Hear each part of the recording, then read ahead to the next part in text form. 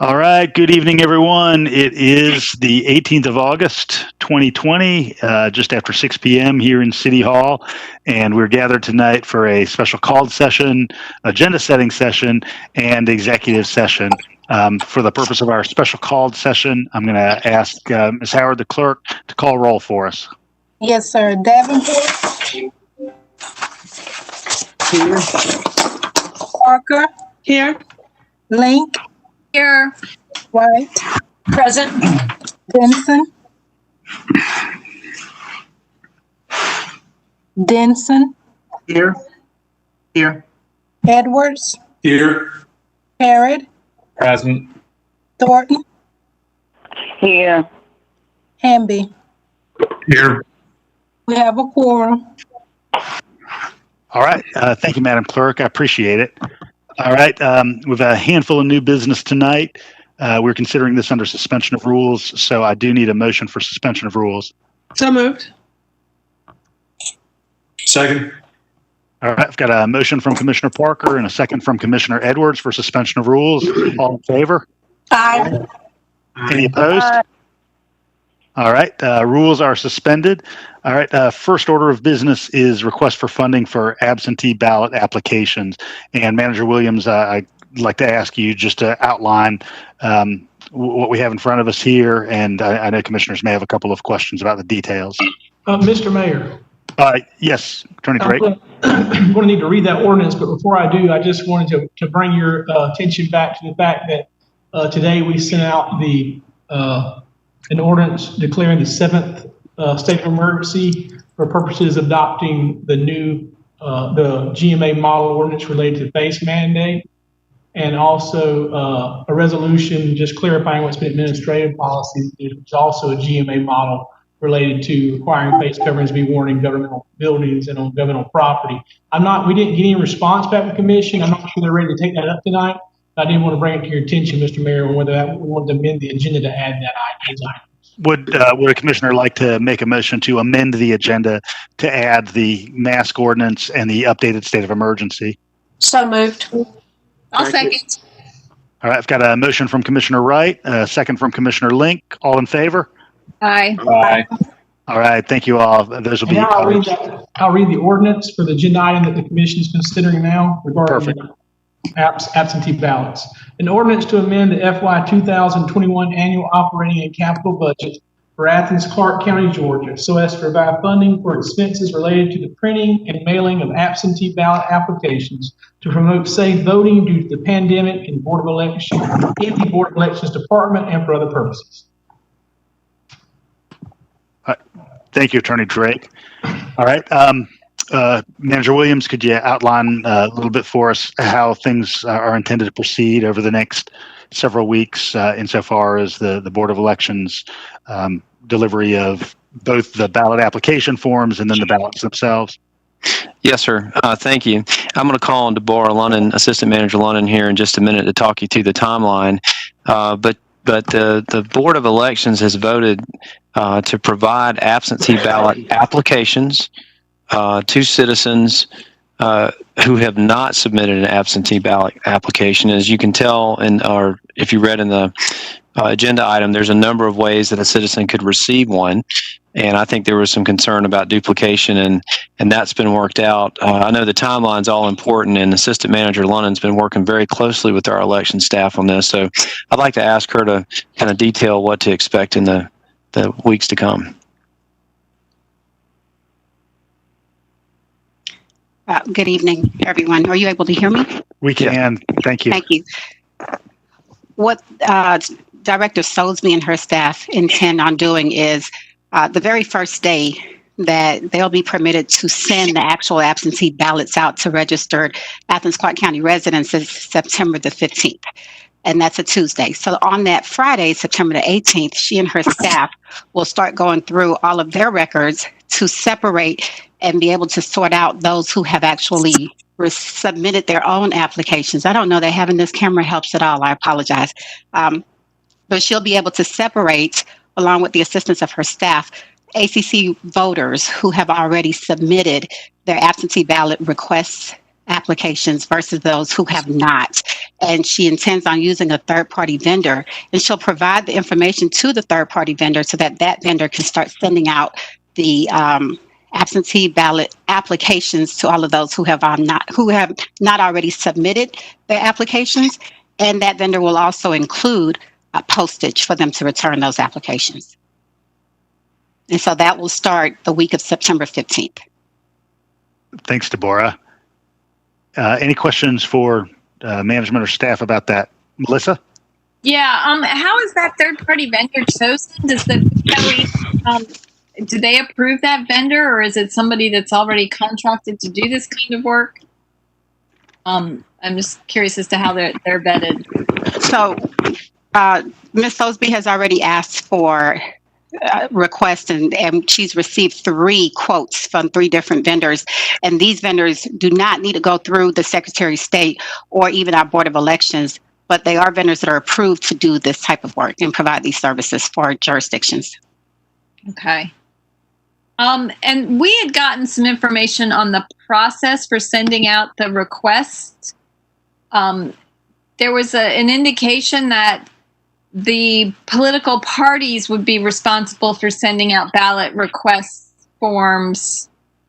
And so our election office would only be sending out ballot request forms for folks who are not registered members of a party. Is that correct?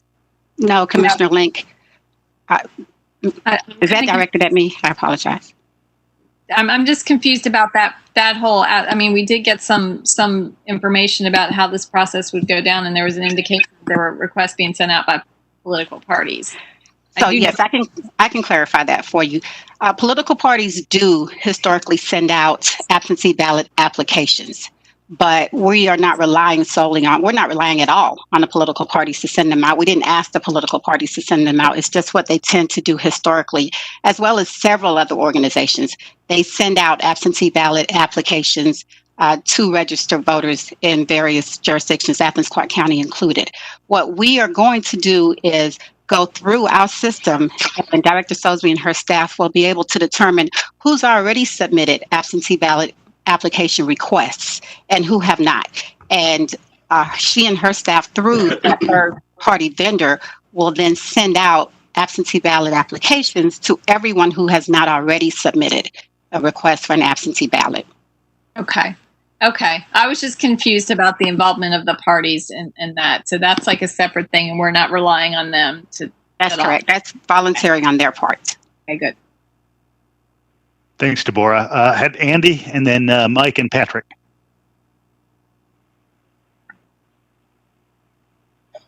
So I had a quick question. Deborah, either Blaine or Deborah, somebody mentioned about that return postage would be included. Will that be in the form of stamps that are on an envelope, or will that be in the form of, I don't know what you call it, but basically a sort of an envelope that we basically would only pay for if it actually comes through the U.S. mail back to us? What Director Sosby is proposing, Commissioner Herrick, is utilizing the third-party vendors process, which would actually include postage on a form that you fold. It's the same triple fold form that the resident would send back, but that postage would already be included, and we would be the one paying for that. And the cost of that postage is included in the total amount that Director Sosby is requesting through this agenda item. Okay, no, I'm fine with us paying for it. I'm just trying to figure out, if you send out, 30,000 all with stamps on them, but only 15,000 people send them back, then you've basically wasted 15,000, sets of stamps. I understand what you're saying. Whereas I think there are some other systems whereby the person receiving the mail back, i.e. us, only pays for those that are actually delivered. And I think that would be contingent upon which vendor the elections office opts or chooses, based primarily on the total amount of their quote. But I can certainly follow up with that information. Yes, please. Thanks, Deborah. Thanks, Andy. Mike? Sure. And I think Commissioner Hared makes a good point there. We kind of really should only be spending money on those that get returned and those that want a ballot. I mean, certainly certainly I'm going to get one, but I'm going to go vote on election day. So don't waste the stamp on me, is what I think Andy's trying to say. And I would go with a vendor that allows us the capability to do that. I'll always vote on election day. So I'm not going to turn in the absentee ballot like that. And I know there's probably, according to this last election, there were 8,000 other people like me that voted on election day. The second question I have is for Manager or Assistant Manager Lennon is, this is election year. Did we not already build into the budget some sort of funds to cover absentee ballot applications? In the last election, Commissioner Hamby, the Secretary of State took on the cost of mailing out absentee ballots. And it was unknown to any of the counties in the state of Georgia that the Secretary of State's office would not take on that same responsibility for the upcoming November election. So I'm not talking about the election that happened in June. Did we budget for absentee ballot applications in previous? I mean, don't we budget for those each year an election year comes up? Or we don't. No, sir. We didn't know ahead of time. I guess the Secretary of State's office was going to do that, did we? That's correct. So we did not anticipate having this number of people, of ACC voters, vote by absentee. From my understanding and education from Director Soulsby, typically it's a very small percentage of ACC voters who vote by absentee. But in light of the pandemic and the dangers and concerns about not coming into contact with others, we've had a significant increase in the number of people who are voting by absentee ballot. And of course, the state has been encouraging absentee ballot both for the June election as well as the November election. So the reason it was unbudgeted for, the reasons that this was not really foreseen by the elections office is both because the Secretary of State's office covered it last time and a significant increase of the number of voters who are opting to vote through absentee ballot. Okay. And yeah, I saw the numbers where I think last election, not the June election, but previous elections, there were average about 4,000 absentee voters. But this last June election, there were actually 15,000 people countywide voted absentee. So that was interesting. And I guess I would say also maybe before before names or addresses are sent to the vendor, maybe we can do a big push with our public information officer office and other outlets that people can go ask for request an absentee ballot online now, and that would save us. I mean, to get those requests in before we send in addresses to the vendor saves us, what, $1 a pop per voter, I guess. So every little bit helps. That is correct, Commissioner Hamby. The Secretary of State, and actually the State Elections Board will push out additional information about when that online portal will become available, and that will certainly reduce the amount that we would have to send if, in fact, they present that information in what our board needs in a timely manner. Additionally, we are certainly sending or pushing out as much information through our own means and our own website and other resources to encourage people to submit their applications as quickly as possible. And I do want to note that the elections office has not been waiting to begin the process and have already processed, I know as of August 1st, more than 10,000 absentee ballot applications. And this week alone, I believe Director Soulsby mentioned that an additional, I don't want to misquote her, I think she said an additional 400 absentee ballot applications are being submitted. People are calling and requesting by phone. So certainly those who are aware are already taking action, and Director Soulsby's office and staff are taking additional steps to make sure others know that this is an option. Okay, that sounds good. My only recommendation would be to use a vendor that allows for us to actually pay for the postage that is actually used. Yes, sir. Thanks, Mike. Patrick? Yes, I have two questions. The first question, I know it may sound like a stupid question, but when we do, first with the letter, I know I may be speaking in advance, but would the letter have the ACC Board of Election on the outside, or will it have the vendor? Because if you have the vendor, people may not recognize it and throw it in the trash. So I just want to figure out, will it have the ACC Board of Elections on the mailer? So Commissioner Davenport, the return address would certainly be to the ACC Board of Elections because it is our office that has to send the actual absentee ballot out to the residents. It is not the third-party vendor, but I'm sure something on there would indicate that it's the third-party vendor sending it. However, it should be clear that it's coming from Athens-Clarke County and that it would be returned to Athens-Clarke County Board of Elections. Okay, and will it have instructions on how to fill it out and what, the steps in the process of filling it out and sending it back in? Yes, sir. Okay, that's it. Thanks, Patrick. Tim? Thank you, Mayor. Yeah, I had just 2 questions also. So on the us not knowing when the Secretary of State or the state's going to launch the online portal for registered. I was told that Clarke County was selected as one of the few counties for a trial system for that online portal. Yes, sir.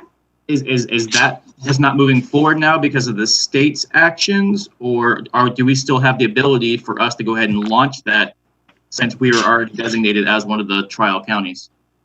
And I don't want to misspeak here, but my understanding from Director Soulsby is not that the selected 4 counties would permit their residents countywide to participate in that pilot program, yes, but the offices in those 4 counties would participate in the pilot. And Director Soulsby did participate. And so she was aware that this was forthcoming, and she shared that information with the Board of Elections.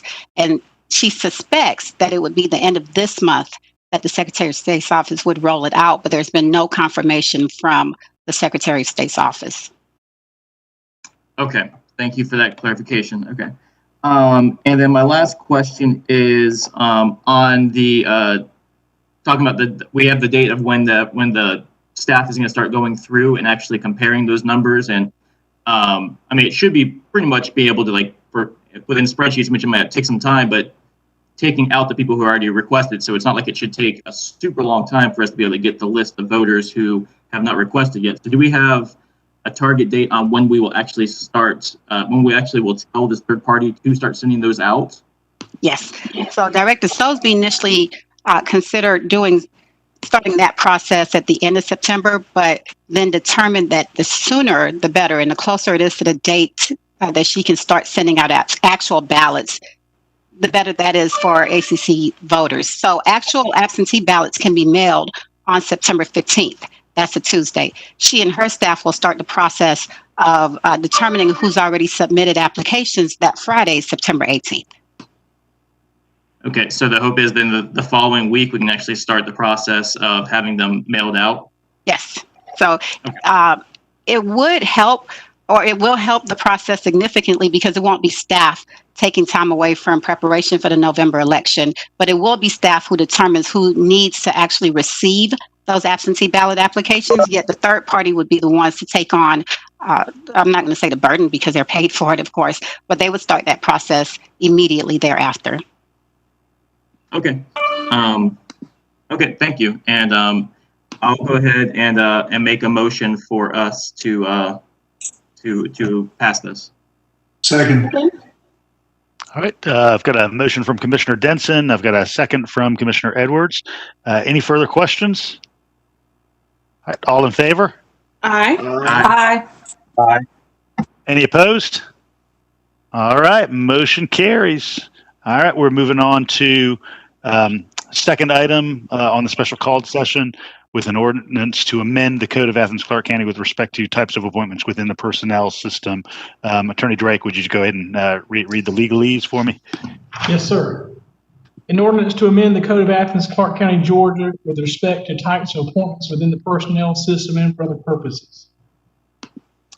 Thank you, Attorney Drake. And this, of course, is just creating a new code section to facilitate the the Athens Community Core program, since the anticipation is to have full-time but temporary full-time folks who then will move on to higher education and then permanent employment. And so this is their sort of transitory status while they're doing community core work. So any questions about this? Motion that we approve. Second. Now, I've got a motion from Commissioner Parker, a second from Commissioner Wright. Any further questions? All in favor? Aye. Aye. Any opposed? All right, motion carries. All right, Attorney Drake, if you don't mind, I'm going to turn it over to you to talk about the next version of our emergency order that, of course, follows the governor's last emergency order from Saturday, his last executive order. So if you can give us the high-level view of what modifications are embedded here. First, I'm going to read the ordinance. It's an ordinance for the 7th declaration of a local state of emergency related to COVID-19 and for other purposes. Mr. Mayor, if it's okay with you, I'm going to let Mr. Michael Penny, Assistant Attorney, who's working on this, make the presentation to the commission, and he and I will both be able to answer questions the commission may have. Thanks, Judd. Go right ahead, Michael. Good evening, everybody.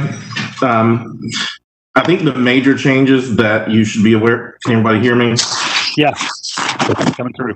The major changes you should be aware of is that the governor's order from Saturday obviously allows now local governments to mandate masks with some exceptions, specifically on private businesses. We can't require it. What his order says is that a private business can consent to us enforcing there. So if they want to consent, we can enforce the ordinance, the mask mandate, in their place of ordinance. What GMA did was they drafted a model ordinance that essentially says that every business has impliedly consented to it unless they post a sign outside their business saying that they don't want it enforced within their business. So that's one of the main changes, and that is included in the GMA model ordinance. There was some restrictions on how the maximum amount that you could do in a fine. I think our maximum amount was 100. The governor's order says 50, so we brought that into compliance with the governor's order, or the GMA model did. And there's a little other different languages, several places. There's some language. The governor's order says you don't have to wear a mask entering into a polling place. So it takes into account that. There's several other little things, but those are the sort of the major important differences, I would say. Great. Thanks, Michael. I appreciate you giving us that overview. Questions about this version of the order? Melissa? Yeah. So I'd just like some clarity on how we're going to enforce this. Sorry, I'm having technical difficulties. I had to switch to my phone. I'm getting lots of inquiries from folks who are out businesses, corporate businesses that have, announced nationally that they require masks in their establishment. And there are folks that are not wearing them. And the managers of the businesses are reluctant to enforce because they want to avoid altercations. So according to this new order, we can, our police force can be called to enforce, correctly? Is that correct? Blaine, can you talk a little bit about enforcement? Well, I can speak to that, Mr. Mayor. Thanks, Jed. And Manager Williams can speak. That is correct, Commissioner Link. Under the new order, our police force can enforce this. We are required to give a warning, and then we can issue a notice of ordinance violation. So you're correct. This will allow enforcement. So how are we going to get the word out to businesses in the community that, we do have this local mask order, and that we are enforcing it, and any business that does require masks, it can rely upon the law to enforce it in their establishment. and let the public know that this is the case as well. We've got a lot of students from all over Georgia in town where this has not been part of their culture at all. And they may not even be aware, they're likely unaware that the governor has relented somewhat in his anti-mask ideology. I'm just hoping that we can come up with some means of communicating, our authority on this. Is there any plan for that at all out there? Well, I'll speak first and let Manager Williams speak. He and I have a meeting tomorrow scheduled with the chief regarding this matter, and we hope to discuss those issues and how best to accomplish what you're talking about, Commissioner. Okay, thank you. That's correct. Thank you, Attorney Drake. I agree. I have some thoughts on it. I'd love to be part of that conversation. Commissioner, is there anything that you want to see ensured as you think now about kind of the way things have been on the street the last several weeks?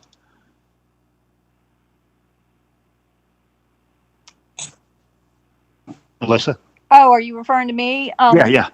My concern is, our streets and sidewalks are increasingly crowded. I'm hearing lots of stories from Millage Avenue. Folks who have, jog or take walks down Millage Avenue, and all of a sudden there's just gaggles and gaggles of students completely unmasked. These folks can't even move around them. I'm hearing stories from, big box stores, places that have, long ago announced that it was required in their establishments, yet the folks who work there are reluctant to enforce. Because they feel that it's not the law, they're not aware that the governor has relented, and also because they do fear altercations. I feel like if they were completely aware that, the power of enforcement was upon Athens-Clarke County Police and they could rightfully call them in these situations, they might be more likely to make those customers aware of that. Whether or not they actually call ACCPD, but, informing these customers that we can call the police. This is the law. We require this in our store, and the local police force will back us up. Mr. Mayor. Williams, could we ask you to send a memo following conversation with the chief just to kind of give us some sense of how this plays out in operational terms? Yes, absolutely. And we can speak to the enforcement issues. As far as the communication, we can use our traditional communication channels, but, the regulations are changing, every so many weeks. And it's really tough to have each and every business understand exactly what the role is, but we will do our best, Commissioner Link. Thank you. And are we going to be more aggressive about enforcement on downtown streets, especially, with groups of people gathering outside bars? Well, I will say that aggressive, we're going to continue the initial mandate that you gave to us and staff and enforcement, education and awareness. There are issues downtown, but those issues can occur anywhere across the community. As you know, we will be pursuing this as our resources allow, and I am going to talk to some other departments and see if we can get some help as well. Yeah, I have some ideas. I would be happy to be a part of these conversations. This is a matter of public health. It's a matter of life and death.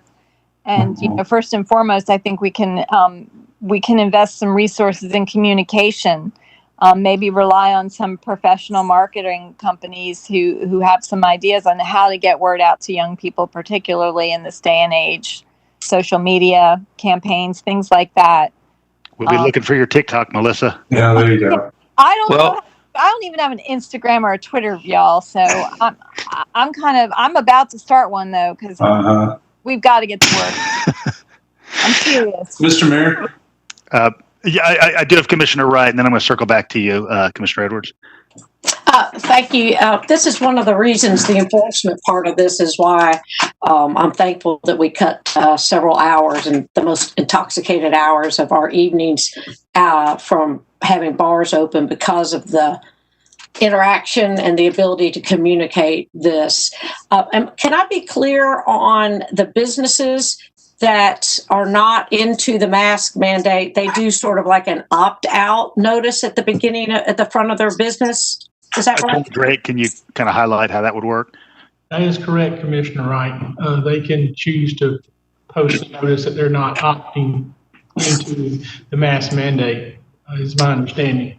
Okay, and that's private property only. Yes. And then, but that's the only thing, so that the whoever's enforcing or reminding would just pass by that establishment? Yes, I believe that would be correct. Commissioner Michael, do you have anything to add? I don't know that I have anything to add, Commissioner Wright. That's correct. They have to. There's requirements even about the size of the font they have to put on it and everything. So there does have to be a sign that they have to put out front. I mean, I think that indicates to a customer that they know that this business they're about to go into is not complying with the mask mandate. So it's a Right. information. Okay, but our fire marshal or whoever is doing the head count for the 35% of occupancy, that's still, you can't opt out of that. You can't. No, this is just related to the mask mandate. Okay, and then the detail that we add, I think, on our emergency order number 6 or 5 was the right-of-way and the queuing up. So we still have that also as a point of enforcing people if they're standing in line to get cookies or whatever business they're waiting their turn for. They can be reminded of the 6 feet and the mask. So what we'd have is new language that GMA proposed. It's a little different, but it absolutely still uncovers right-of-ways, public streets, public sidewalks, everything like that. Okay, and I appreciate Charles' little synopsis in that email that came out today, saying that it sounded like this opt-out notice was the main change, and the rest was just getting our terminology lined up with what GMA is recommending based on details that came out Saturday. Is that right? Yes, I think that's very fair. Okay. All right. Thank you. And you prompted me to think of something, Allison, and I think Michael might have covered this, but I just want to make it clear. This is not enforceable on residential property, and that's a statewide phenomenon. Mayor, if I might, Commissioner Link, I did want to respond. One thing the Public Information Office has done is work with the Finance Department to get the email list of all of our business occupancy taxpayers and those certifications, and we can certainly send an email out to all those folks on this matter. That would be helpful. Great. Thanks, Blaine. Russell? So we're talking, just following up on that, so we're talking about emailing all the businesses, explaining to them that they can opt out of the mask mandate? Or that they can rely upon ACCPD to enforce if necessary. I'll speak with Attorney Drake tomorrow, but we will inform them of the action that you took tonight.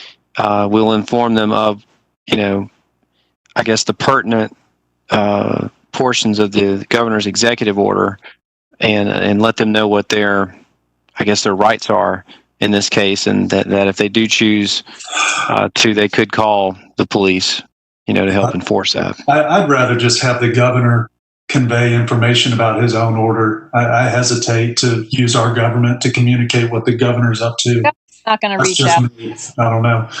But one thing I did want to bring up when it comes to enforcement, obviously we have to take the safety of our staff in the utmost. And I have spoken with all of my colleagues, save except one person. Every other colleague plus the mayor supports doing everything we can to ensure that our staff is protected while entering some of these large indoor establishments that the governor has allowed to operate still. And I believe I speak for just about the entire commission that we would support the donning of a hazardous material suit when conducting these patrols to ensure that our employees are absolutely protected and safe. Epidemiological data and scientists show that these large indoor gatherings are extremely hazardous, and the safety of our employees is an utmost concern of mine. And so when patrols are being done downtown or in any other large indoor gathering space, I would strongly encourage our staff to utilize hazardous material suits that it appears we currently have them with the fire department. They're reusable, they're washable. It would reserve other PPP for other uses within the government. And again, I think we need to be very intentional about allowing our employees and encouraging them to be as absolutely safe as possible when conducting patrols or occupancy checks in these large indoor gathering spaces. Thanks, Mr. Mayor. Thanks, Russell. I appreciate it. I guess, Manager Williams, if you'd like to respond, please. Well, I appreciate the direction on what folks should be wearing. I'll certainly talk to the fire chief. We take safety of our employees and like discussed before. I mean, certainly the appropriate mask and coverings is at a minimum should be done. We know the virus is really transmissible through the eyes, the nose, the mouth. So those are at a minimum what we should do. Covering the entire in a bulky hot suit. Going through multiple bars. I mean, also the safety. I couldn't agree with you more, Commissioner Edwards. Is paramount. Yeah, and I certainly wouldn't want to have staff be unduly uncomfortable by donning these suits for hours on end. But I appear, I'm envisioning something like, hey, let me just take a quick patrol stop, 30 minutes, 15 minutes, 20 minutes. Let me go check on this one place. Let me leave the downtown precinct on College Avenue, put it on, walk 15 minutes, come back. That's it. I certainly understand the concern about the heat exhaustion potential there, but again, just want to be absolutely clear that the employee's safety is of my utmost concern. Thank you, Manager. Thanks, Russell. Melissa. Yeah, I would second that request that our the regular patrol of some of these establishments that are prone to violating the governor's capacity and seating and social distancing out guidelines. I would say that, sending staff in there, whether it's ACCPD or code enforcement or the fire marshal, I would say it would be a requirement that they wear appropriate hazardous material gear.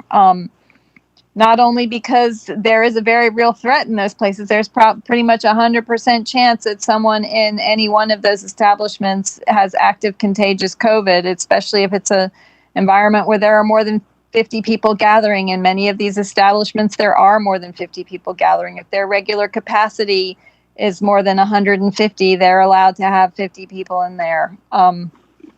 So not only, is it appropriate from a health and safety point of view, but I think it also sends a message that there is a real danger out there, and anyone in those establishments should be wearing full-on safety gear, quite frankly. I mean, my husband purchased an R95 respirator to wear to teach high school English classes. Certainly anyone in a semi-crowded drinking establishment where no one is wearing a mask should be wearing some kind of respiratory device and, any other gear to avoid exposure. Thanks, Melissa. Would anyone, Tim? Thank you, Mayor. And so one of the things I want to ask for the communication is, I know over the spring, early summer, we had a lot of success with our onslaught of yard signs that were produced by the county that were rolled out with different important messages. A lot of those signs are gone or fallen apart. Mine were taken out of my yard at some point. And with all of these students coming here now, with us literally having thousands of people now coming in, I think this is perfect time for us to be educating all these folks who just showed up in our town or are showing up right now about these policies. So I would love to see the yard signs at the same level that we did back in March, April, again done, because I think it's very much needed. These policies have changed, and we have so many people here who are not aware of the policies and what's been going on. So I strongly, strongly, strongly encourage us to do that. I think that's honestly the least that we could be doing.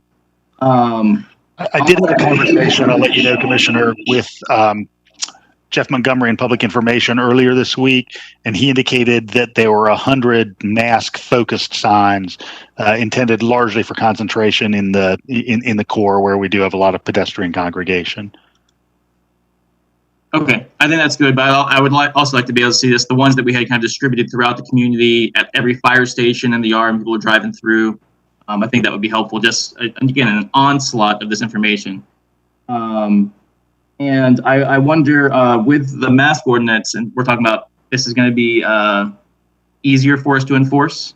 And so I wonder, just like even with public right-of-ways, right? I mean, that's somewhere that we could be actually enforcing this. If we're talking about walking down Millage and there's a group of 12 people, they're not wearing masks, that is outright violating this ordinance, correct? If they're just hanging out. And so I think that's, I mean, we have to take this very seriously now. I know some of y'all probably saw the report that came out from UGA's, the director of UGA's Center for the Ecology of Infectious Diseases, that talked about using the spread of the virus here in Georgia and the number of students that we have coming into Athens at this one time, that it is estimated is that somewhere between 210 and 1,618 new cases entered Athens-Clarke County with those students coming here. On top of the active cases that we already have here, the ones we know and the ones we don't know. And with this, them using that data, their modeling scenarios show that it is the most likely outcome is that within a couple of months that we will see a drastic, the wording here is campus-based interventions are unlikely to prevent an epidemic of COVID-19 within the campus community, with spread of potentially between 500 and 1,000 cases per day.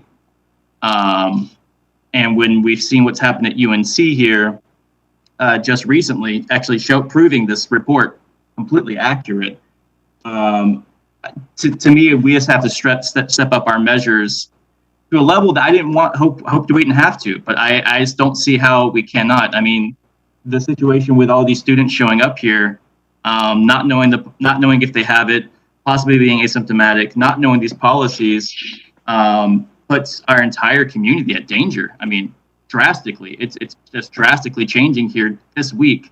So I push for us to have the absolute most stringent enforcement that we can here in the first few days of campus being open, so that we can really show this is important. We mean this. This is the law. I think that will probably have to require us writing some of these tickets and definitely going into these bars every single night, especially on the weekends, at least for these first couple weeks, to really show we mean business. Because I honestly, I mean, this is our entire community that's at risk here. Thanks, Tim. Mayor, if I might. Yeah, please. The public information officer has 1,100. Okay. Sorry. I'll disregard that, please. Okay. Manager Williams.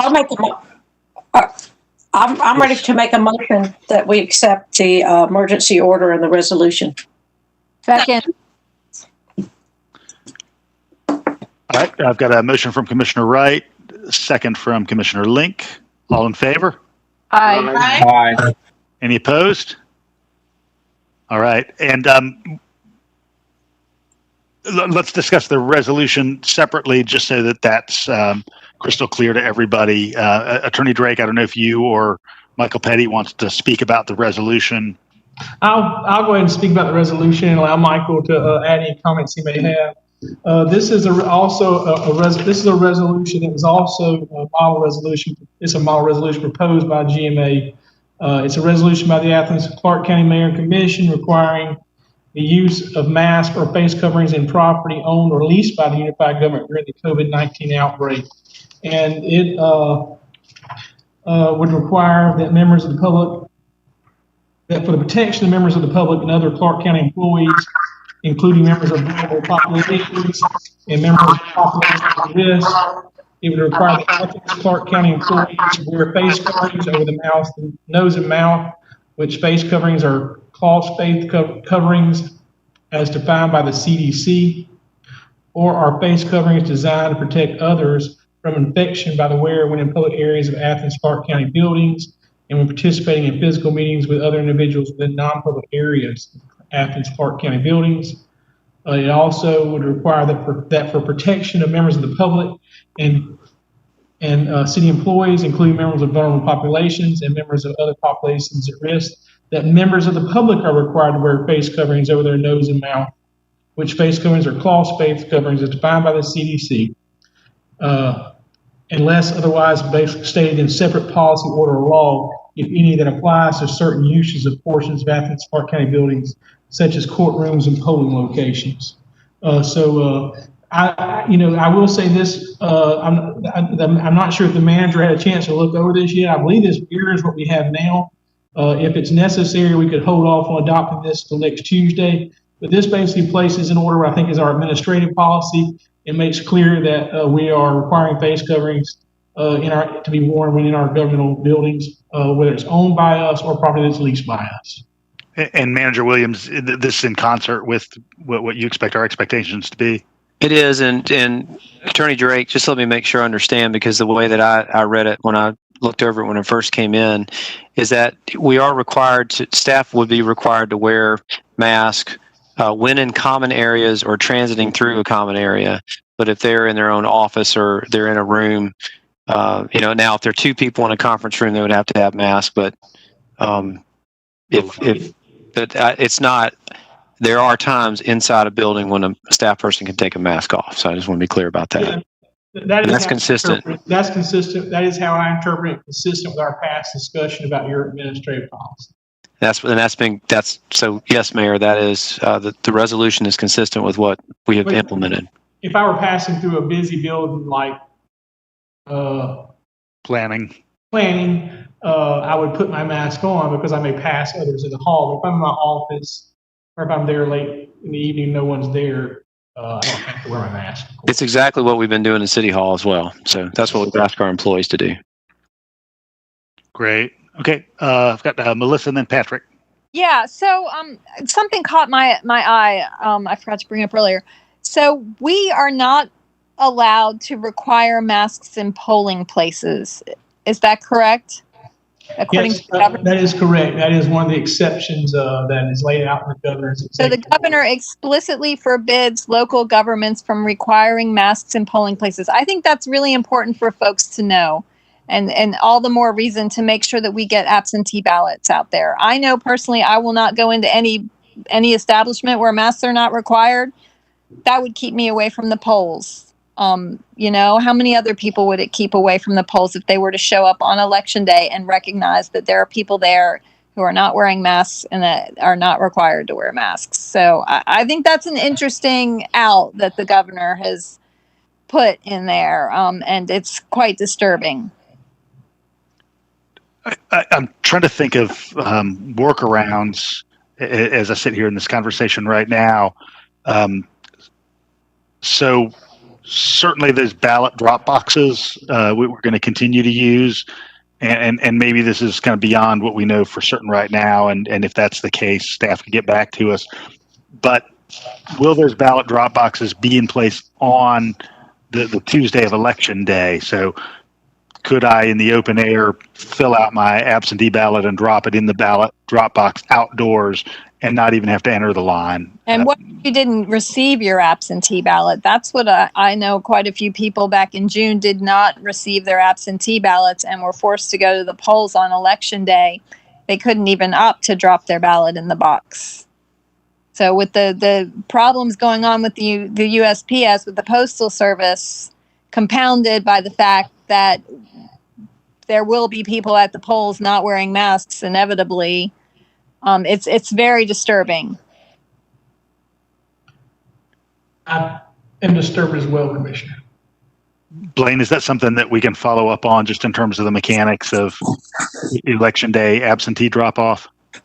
Yes, sir. I mean, we can confirm what you had indicated that I do believe the boxes will be there. With what's going on with the Postal Service and other things, Could we set up a tent and set up the machines outside? Set up the election machines on the Washington Street sidewalk right in front of the Board of Elections, outdoors under a tent?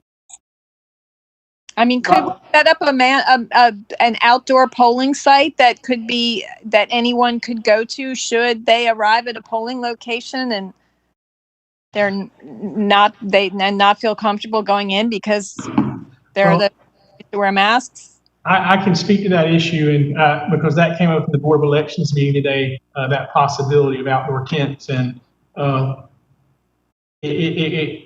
Election Director Sosby, that has its own challenges with the requirements required to meet under law as far as handicap accessibility and electrical systems and those things. So I think that you're, and ultimately that does fall to the purview of the Board of Elections, but I can tell you they have the same concerns you do, and they're having the same discussions you are about trying to do everything they can to protect the citizenry, which is one way they proposed.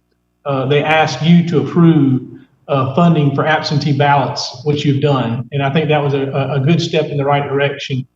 Obviously there are many ways for citizens to vote that could, it would be better if masks were required, but ultimately we have to live in the landscape we have, and I think we're doing all we can within that concept. By being proactive and you approving sending out absentee ballot applications, I think we're doing everything. I believe you as Commissioner are doing everything you can. Thanks, Judd. Cross our fingers and hope everybody gets their absentee ballot. Thanks, Commissioners. Would someone like to make a motion for approval of the resolution? So move. Second. I've got a motion from Commissioner Link, second from Commissioner Denson. Any further discussion?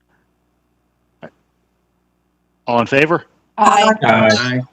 Any opposed? All right. I would like to ask for a motion to enter into executive session upon conclusion of our agenda setting meeting. So moved. For the purpose Second. of real estate discussion, I'm sorry. So moved. Second. All right. I've got a motion from Commissioner Edwards, a second from Commissioner Denson. All in favor? Aye. Aye. Aye. I'd like to ask for another motion that we adjourn upon conclusion of that executive session. So moved. Second. All right, I've got a motion from Commissioner Wright and a second from Commissioner Parker to adjourn upon conclusion of our executive session. All in favor? Aye. Aye. Aye. All right, thank you all. All right, we are moving on to the agenda setting portion of our evening. And as is always the case, we have accepted public input online, and that's been entered into the record. Currently, the consent agenda is comprised of items 1 through 7. Would any commissioner like to remove an item from the consent agenda?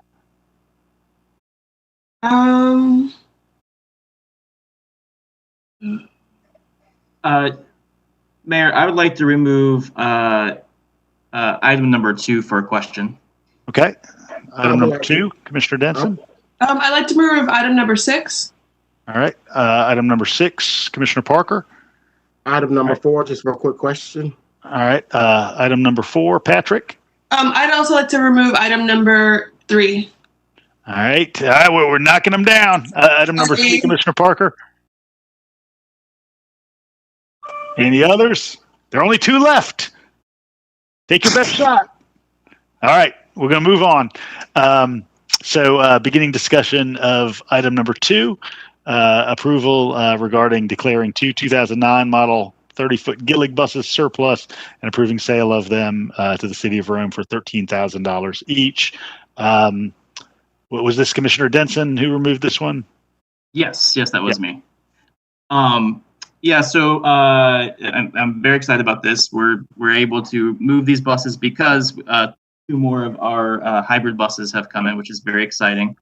But going back to the conversation that we had last year on renewing our contract with Gillig, I just wanted to ask staff for a potential update, or just again to keep it in front of us. That the idea was that we be working on a plan for our next contract to be for electric buses, so that we could finally start that transition, which many of us have probably seen UGA already started. UGA has rolled out their all-electric buses this semester. I've been watching them go down Prince Avenue. It's really exciting.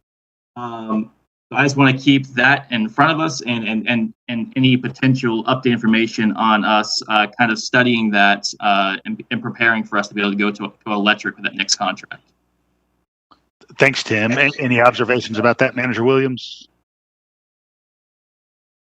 Oh, we'll certainly provide you an update on that, Commissioner Denson. I know just at face value, the electric buses are a good bit more expensive, and our operations tend, I think, to run longer routes than the shorter routes on campus. Now, I don't know the duration that those run, but those are two. But clearly, the electric is a technology that is quickly evolving to where the batteries have a sufficient life that's going to make a lot of sense for us. And I will say, well, we'll give you an update on this. Okay, I would appreciate that, because I know it can be a big change, but at some point we just have to take that jump, take that leap of faith into it, and we kind of already did that with our 100% Athens sustainable energy resolution. So just want to make sure that is still the direction we're moving in, and I look forward to the update. And I'm fine with this moving back to the consent agenda. Everybody okay with that on consent? All right. Moving on. I think, Mariah, you removed item 3, the DDA Community Event Program. You're muted. Can we celebrate the day that I am called on to speak and don't leave? Can we well, we can deliver alcohol now, and I will send some your way as a congratulatory. Oh, you don't have to wait. You can. Okay, so I was wondering what happened to the funds allocated for events like Athens and Twilight this year that got canceled. Were those funds put back into the hotel motel tax like fund balance, or rolled over to next year? They do. I'm sorry. They do indeed lapse at the end of the year if they haven't been expended. Yeah. And so I believe that they go back to their source, and I can confirm that. But that would be the hotel motel special revenue fund. And so the special revenue fund will hold all that extra money until just a future date when we decide on expending it for some purpose. Yes, it does accumulate a fund balance from time to time, and during budget, y'all usually allocate that for different purposes. So yeah, it stays in there until you reallocate it for a different purpose. Okay, I think because we're dealing with probably a somewhat unprecedented situation. I don't know if there's some precedent otherwise set for how we would reallocate these funds, given that we do have it outlined here the way that the hotel motel tax collected this year will be expended in the year to come. I was just wondering, when we might revisit how those funds would be allocated in future, or if potentially they could be just amongst the events that take place next year as a way to make them even better to serving the year off. Well, to answer your question, the fund balance that's there typically gets reviewed during the ensuing budget year as you're looking to allocate it across different things. Mm-hmm. Of course, the Downtown Development Authority can request additional funds through this process, and they can augment, or even during the year, if they come back to you with for permission, they can. I'm sorry, Commissioner Parker, let me be clear. In any given year, if they don't spend funds on a certain event, you do give them the authority to move it to another event. if there's any modification to the list of events that happens during the course of the year, they have to come back to you. So they have the ability to transfer some funds between. If they add, they have to come back. If they don't spend it all at the end of the year, it goes back to the fund balance, which typically is reviewed in the ensuing budget year. They have to come back.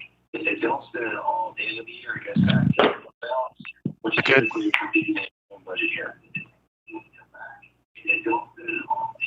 Okay, can you hear me now? Yep. All right. So we'll come back to that in the coming budget cycle. Just understand from what you said.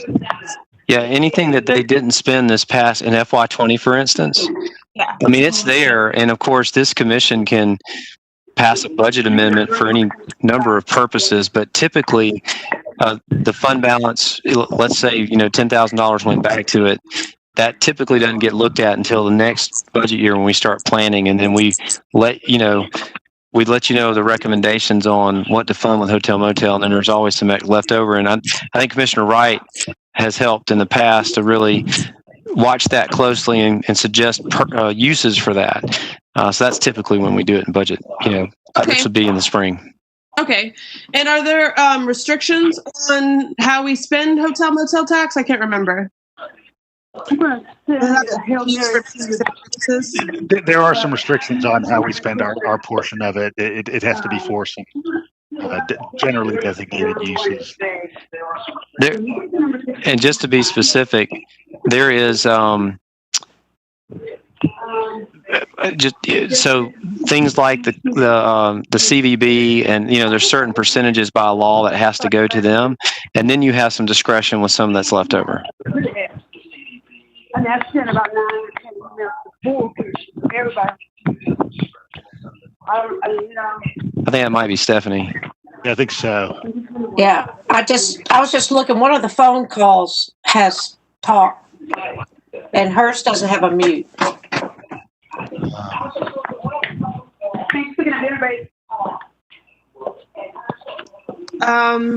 you want me to give you all a second to get that worked out? It's okay. Okay. Yes. No, it's good. Okay. So how are the funding levels for these various events determined? Is it based on just 50% of their total budget, and that's what's allocated for each? Or is it based on specific requests from each of these organizations?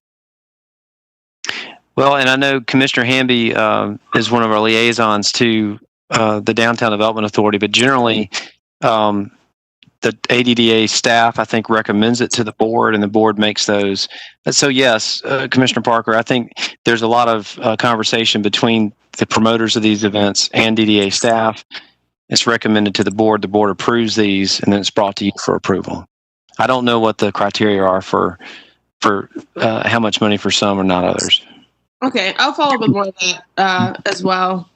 But that answers most of my questions. I'd like to leave this off consent if possible, to once I get the chance to maybe look at some of the criteria and funding requests from the organizations, because it may be nice to allocate some more money towards them in this coming year, since we did have a year off, and it would be nice if they were well supported in the year to come to make up from the lack this summer, et cetera.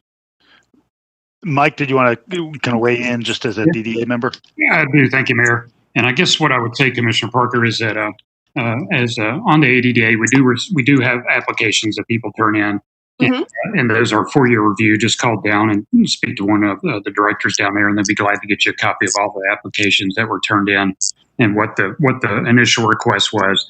And we look at different criteria, such as certainly it has to be downtown. We look at the criteria of expected number of people downtown, the different range of days that an event might cover. Of course, would require a little bit more funding and resources to help, and the number of people as well. So there are different criteria that we look at. What we do try to do, though, is we do try to make sure that when the applications come in, that we want to make sure that they are good downtown friendly events, so that people don't have to necessarily pay to go to an event that we're sponsoring. So we do want to make very careful consideration about that. So, but I would suggest looking at the applications. There's a big stack of them. Yeah, I'd love to. that, Cool. Downtown Development Authority can provide for you in that regard. And also, I know some discussions there's about 3 events, I think, taking place in 2020 this year. So certainly those events, I think, are trying to manage the best they can and keeping the event going. I don't know how that will look or what they will be able to do. So I don't want to preempt anything that those organizers, those events may be working on. But hopefully we'll all get back to gathering and events celebrating downtown Athens and whatever else we're wanting to celebrate. So, okay, thanks. But yeah, check in with them. Yeah, thank you, Mike. Thanks, Mike. And you may have mentioned this, and apologize if I didn't hear it, but there are some events that are doing a virtual version, so where they're doing an element of the event or an online version. I think Wild Rumpus may be doing some online kinds of things this fall. Any other questions? We're going to go ahead and leave that off consent. All right, we're going to go ahead and move on to item 4. And I apologize, I didn't note who took 4 off consent. I did. Go ahead, Patrick. Yeah, just a question for Blaine. Earlier this year, I think in June, we did a change order for something under the ground that required the extra team to come in to excavate the soil. Or is this similar? Can you explain this separate change order for the same trail?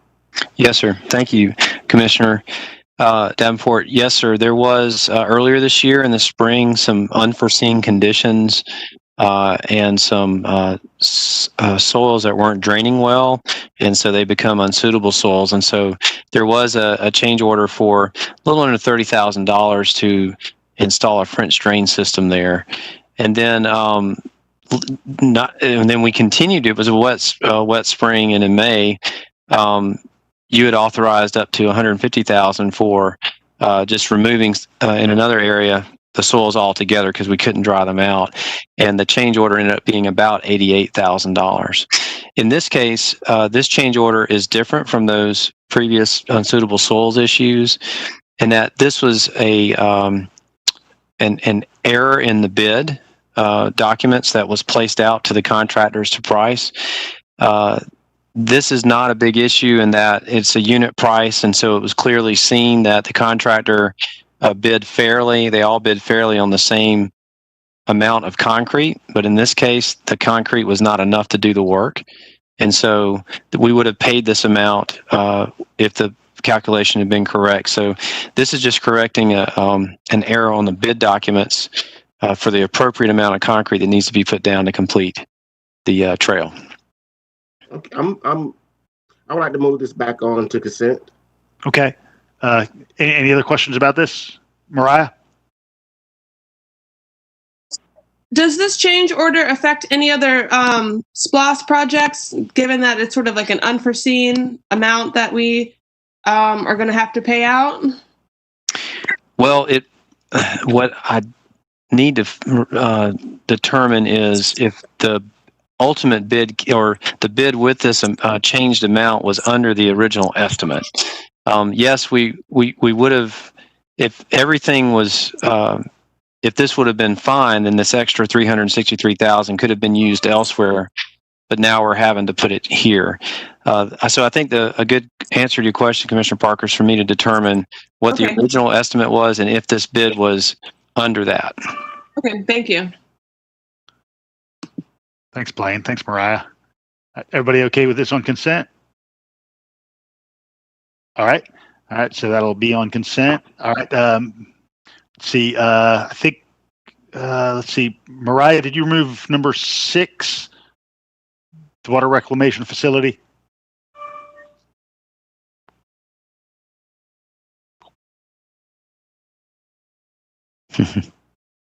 I was trying to do sign language for her. Mute. That's the universal sign for the mute button. Learn. It's been 6 months of this, and I just never learned.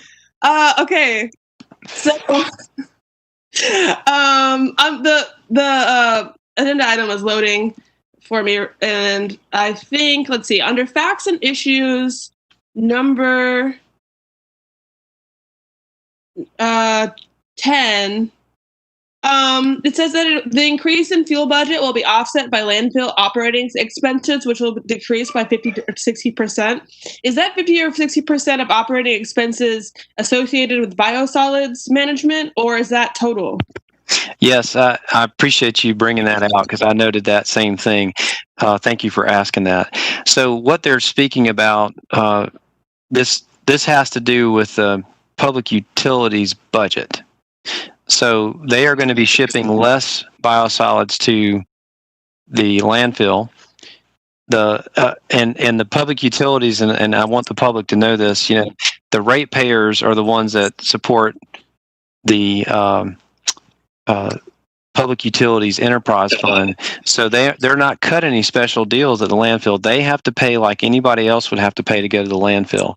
And what they're saying here is that while they're increasing the cost of fuel to operate the thermal dryer, that the dryer itself is reducing the amount of material that's being landfilled, and therefore they're going to pay less tipping fees at the landfill, and they can use those funds to pay for the fuel. So that is 50 or 60% total. Yes. Okay, that's awesome. Great. But yeah, thanks. I'm happy with that going back on consent. Part of our ongoing reduction in solid waste load. Any other questions about that one before we put it back on consent? Mayor, if I might. Go ahead, Lane. Well, if anybody has questions about that, this was the prior one. And Commissioner Parker, I had a second to reflect on your question about the funds that would be used for this change order coming at an expense of another project. And this is exactly why we have contingency. Yeah. And so we will utilize contingency funds that were already programmed for this project. Okay, and so it doesn't exceed the amount we had allocated for contingency? I don't believe so, but we will verify that. I'll have that in the follow-up report. And just as a reminder, any unused contingency for any project goes back towards that SPLOST project for other projects. Okay, thank you. All right, that one is back on consent. All right, so I believe that takes care of what was initially on our consent agenda. Moving on to old business, the award of contract to provide an onboard advertising program management service for the transit department. Tim, you want to start conversation on this? Yeah, thank you, Mayor. I had asked this to be delayed from last month's because there's definitely some issues there with our advertising policy for transit that I think it definitely needs to be revisited. But talking to staff and hearing, of the need for this to be able to move forward, and for also the commission to have ample time for us to actually review that advertising policy. I'll be presenting a CDO that goes ahead and changes the policy to allow full and half wrap advertising on up to 50% of the fleet, but also still maintaining that we will have our Athens Transit logo in there. And then assigning, asking for this to be assigned to Government Operations Committee for us to actually be able to review the advertising policy thoroughly and make a recommendation back to this body. And that we will change the time constraints on the contract to give us a little more flexibility. So that we'll go ahead and be proposed to do this for 2 years, and we'll have the option still to renew later on. But yeah, it gives us that flexibility to review the policy, get it where we want it, and make sure that within 2 years we can change it up and change that policy altogether or renew the up to us. So I'll be bringing that forward to all of y'all here soon. Thanks, Tim. I was on committee when this policy first went through many years ago, so it is a long time since it's been updated, and I'm glad to put it in committee. I've got Mariah and then Allison.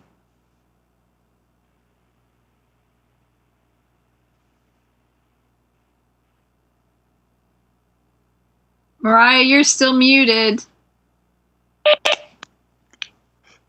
3 for 3.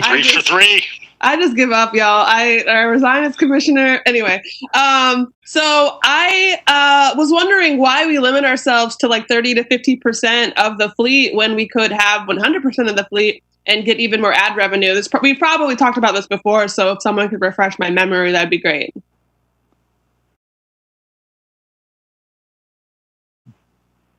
Lane or I, Tim, you want to address Tim, that you want to address that in CDO? prospective CDO? Sure. Well, this I can hear a little feedback. I can hear a little feedback.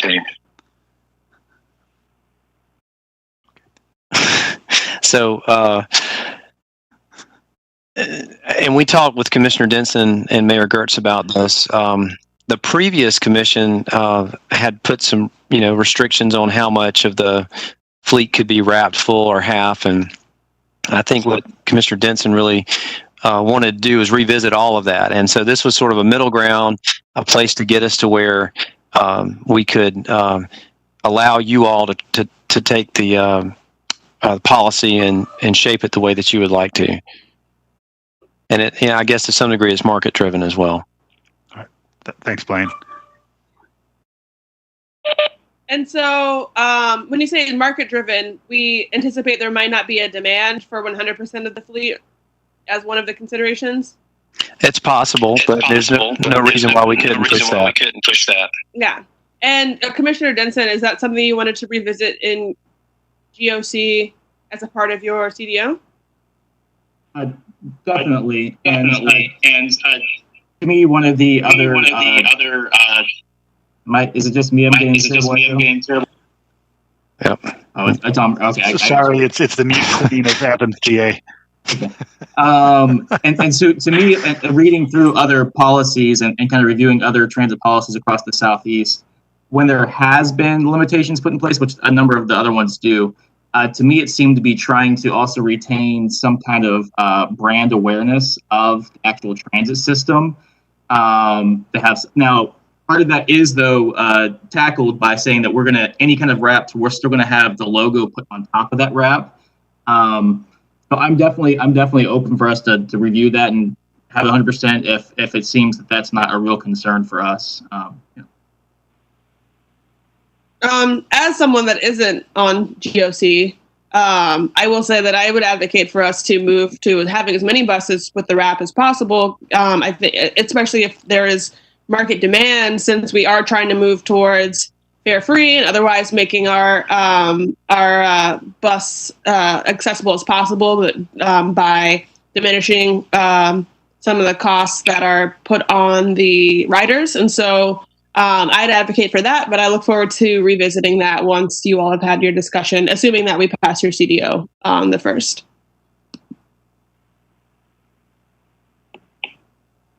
Any others? Hey, I I think I had Allison up. I apologize. I think I called her, and then I'll call on you, Mike. Go ahead, Allison. Okay, thanks. So am I clear that when Mariah's not on mute, we all get feedback?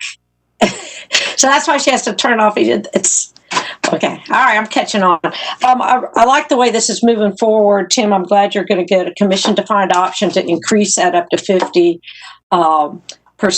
But for those of us who were here when the new buses were designed, do you remember how much time was spent on the look of our brand, the ACC Transit Bus? We had a couple commissioners, I think, even make their own design, and we had to pick. But I think there's something to be said for making sure, and it could be what comes through GOC is us having an improved coverage of our logo and website on transit, so that no matter what the wrap is on all of them, it's on the back of the bus, on the sides, and so that our brand, our community brand for it, doesn't get lost in the promotional brand, as well as them looking too much like the apartment transit stuff. So I like that this is going to get improved now, and I like that it's going to go to GOC. And just like Commissioner Parker said, since I'm not in there, I might pay a little more attention to when that gets into your all's committee to learn more, because I think on the inside of the bus, we should be promoting so many things in the community. One, things that are in our water bills, as well as community partners and public outreach. So I think that there was some limitations that I did not understand, and I hope that those are gone now, so that what can be on the inside of the bus as well. That's it for my comments. Thanks. Mike? Hey, thank you, Mayor. So I'm not sure that that's totally accurate. I believe, from what I understand, that vote did allow for wraps, because I remember Justin, we looked at it in the committee I was on, and Justin showed us this bus wrapped and looked like it was for a zoo, and it had a big snake all over it. Yeah, but that was only 30% of the fleet, and Mayor Denson was kind of she didn't want to go with too much of the wrap. But you're right. I remember that snake was very. I think the buses can, or some of the buses can accommodate the wrap, I guess, is what you're. I don't know. I'm fine wrapping all the rascals, and then if we then need to just brand it with the logo on top, that's good. That's fine. Yep. All right. We will be looking for the CDO. Any further input before we move on? All right.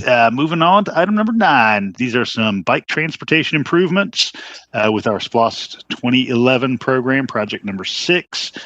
4 concepts on Rocksprings Street, South Hull Street, and South Lumpkin Street. Any takers? Melissa? Okay. Yeah, I'm really excited to see this Rock Springs bike lane project, and I'm sure that it will add to some significant traffic calming. That is a really important connector street, and I feel like it's not utilized by cyclists and pedestrians, and hopefully this will allow it to be used. I haven't taken a very, very close look at the design on my tiny little laptop, but I'll be looking at it more closely, and if I have any questions, I'll let staff know. I'm hoping that this allows for a safer crossing of Rock Springs to get folks who live in that neighborhood easier access to Clarke Central. So hopefully more kids can be walking and biking to school. It'll hopefully provide better connectivity between your Prince Avenue and West Broad neighborhoods and the Baxter Street corridor for cyclists and pedestrians. So I'm thankful that this is moving forward, and I want to thank staff with coming up with the concept. I'm curious to know how much communication there's been with the folks who actually live in the immediate vicinity. Anyone? Manager Williams, how does notice proceed for residents on a road being restriped? Let me research that, Mayor. I don't know if I have that answer right now. Okay, because I just want to make sure. I mean, if I need to reach out to anybody who lives in that immediate area, because there are homes on Rocksprings Street, people do park on it.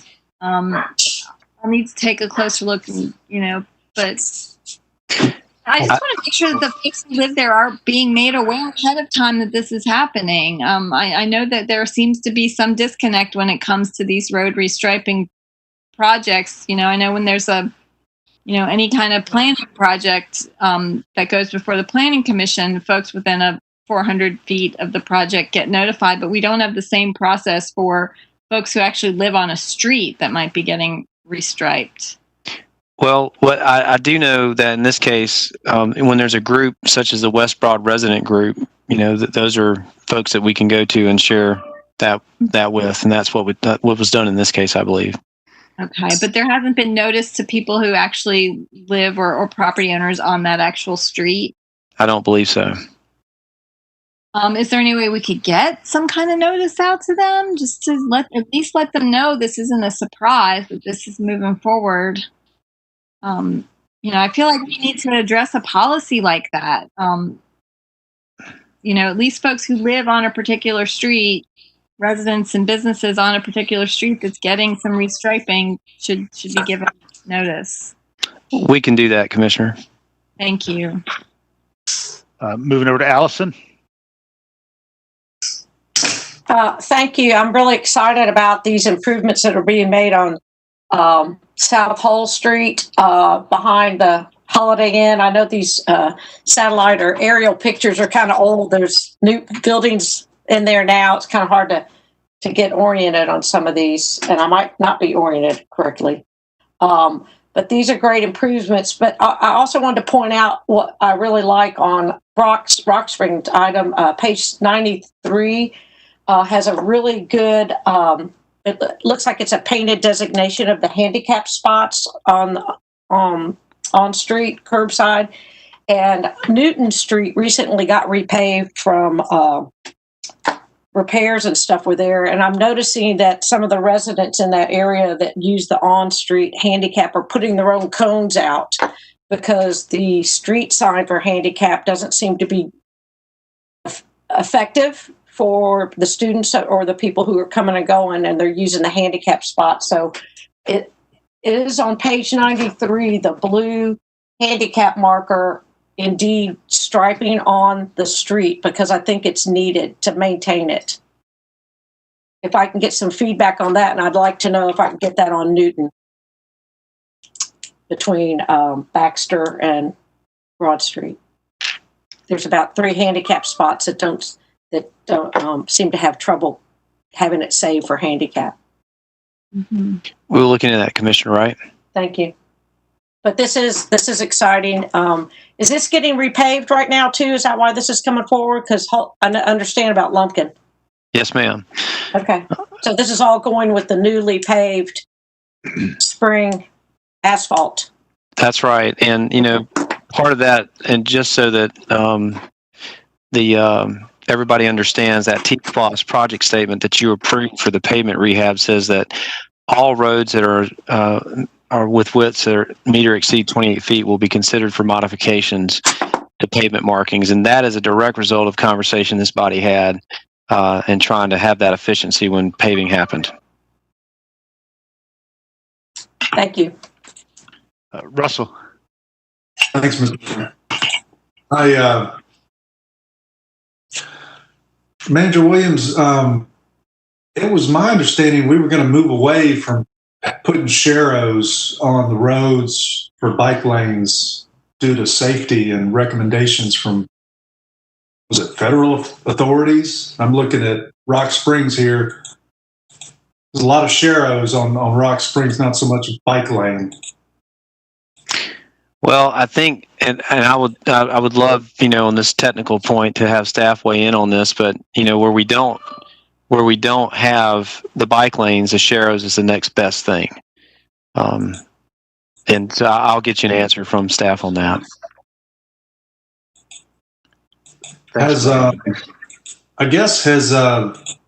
Athens in Motion, they haven't weighed in on this or anything, have they? I mean, they're on a whole nother set of priorities. This is just part of our pavement. That's right. The staff did look at the Athens in Motion plan. And while these aren't, the first 2 are not directly on the plan, they are proximate to it. Mm-hmm. And help with some connectivity. The Lumpkin Street location is a Tier 2 bike project in Athens in Motion. Russell, I remember what you're thinking about from the corridor study committee. Remember, Russell, that we had asked about how the bike lanes were marked and what was phased out and what we weren't going to do anymore? Is that what you're thinking about? Yeah, I just remember discussions we've had shooting down sharrows, and I'm just seeing them now. So I would appreciate input from the bike coordinator. I mean, honestly, I think y'all know, for me, a painted bike lane is the absolute bare minimum. My priority is on protected bike lanes. So, this is great. We're painting this stuff, but honestly, it provides no protection from vehicular traffic and doesn't do much to encourage bicycle riding. So I think we're achieving something as part of this pavement repaving, but my heart still goes with protected bike lanes because they create the security needed for folks to actually get out there, ride their bicycles, for folks to feel confident to send their children out to ride bicycles. These painted lines, they're very underwhelming for me in the long term. So I would appreciate the support of my colleagues as we continue to explore how we can enhance these bicycle and pedestrian infrastructures with a focus on safety and long-term investment, and not just on these reflective coverings. Thanks, everybody. Thanks, Russell. Ovita and then Tim. Allison, Commissioner Wright is right. We did discuss the chair roads and the corridor committee. I don't know. I'm still kind of figuring all of this stuff out, but given Commissioner Link's suggestion about notification of residents and where we are, what is best, painted bike lanes or chair roads or what? I would like more information on those two, on this issue. Thanks. We'll get some follow-up from staff. Tim? Well, if I might, Mayor, go ahead. Just while we're here, so I think sharrows are allowed per the manual and uniform control traffic control devices on streets of 35 miles per hour or less, and where bike lanes aren't, there's not room for them, then sharrows is still a federally, I think, recommended thing. But certainly this commission can come up with something different than that. But that's the default, and why you see them here. Good, Tim. To build on Commissioner Edwards' points, which I definitely agree with. I understand that like things like this, they're moving forward because they're on our pavement. That we don't have necessarily the time to have this go to Athens in motion to have them make a recommendation.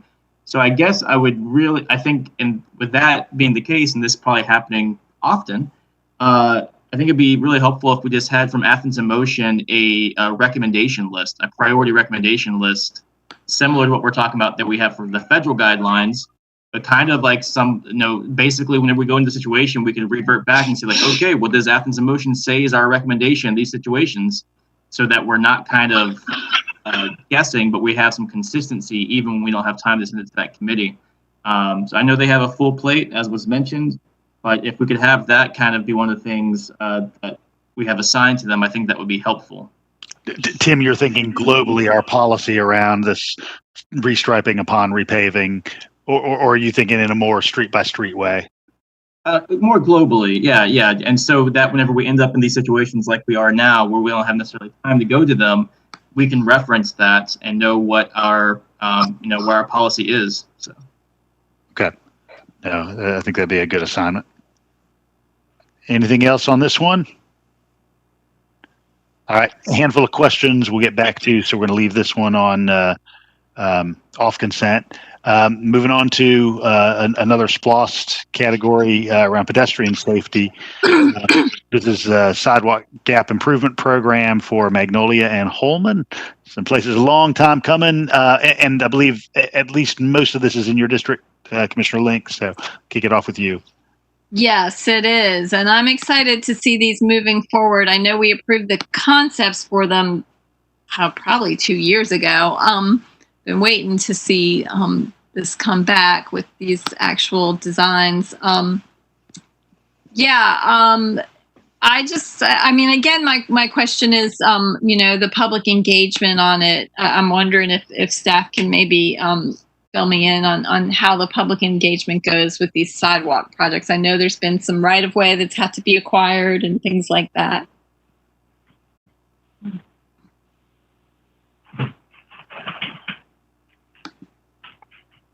Blaine, is there anything specific for the sidewalks? Yeah, sorry, trying to get off mute there. Well, this went through our typical project delivery with you approving the concept, as Commissioner Link said, and then also preliminary plans. And as you know, we've had other sidewalk projects in the gap completed, so this has all been done very publicly. I don't know that we've had any neighborhood meetings or anything to that extent at this point. So has there been right-of-way acquired? Have we had to purchase right-of-way, particularly in Magnolia, because I know these houses are pretty close to the curb. Have we had any issues with any of that? No, the right of way is complete in both these instances, with the exception of one property on Magnolia.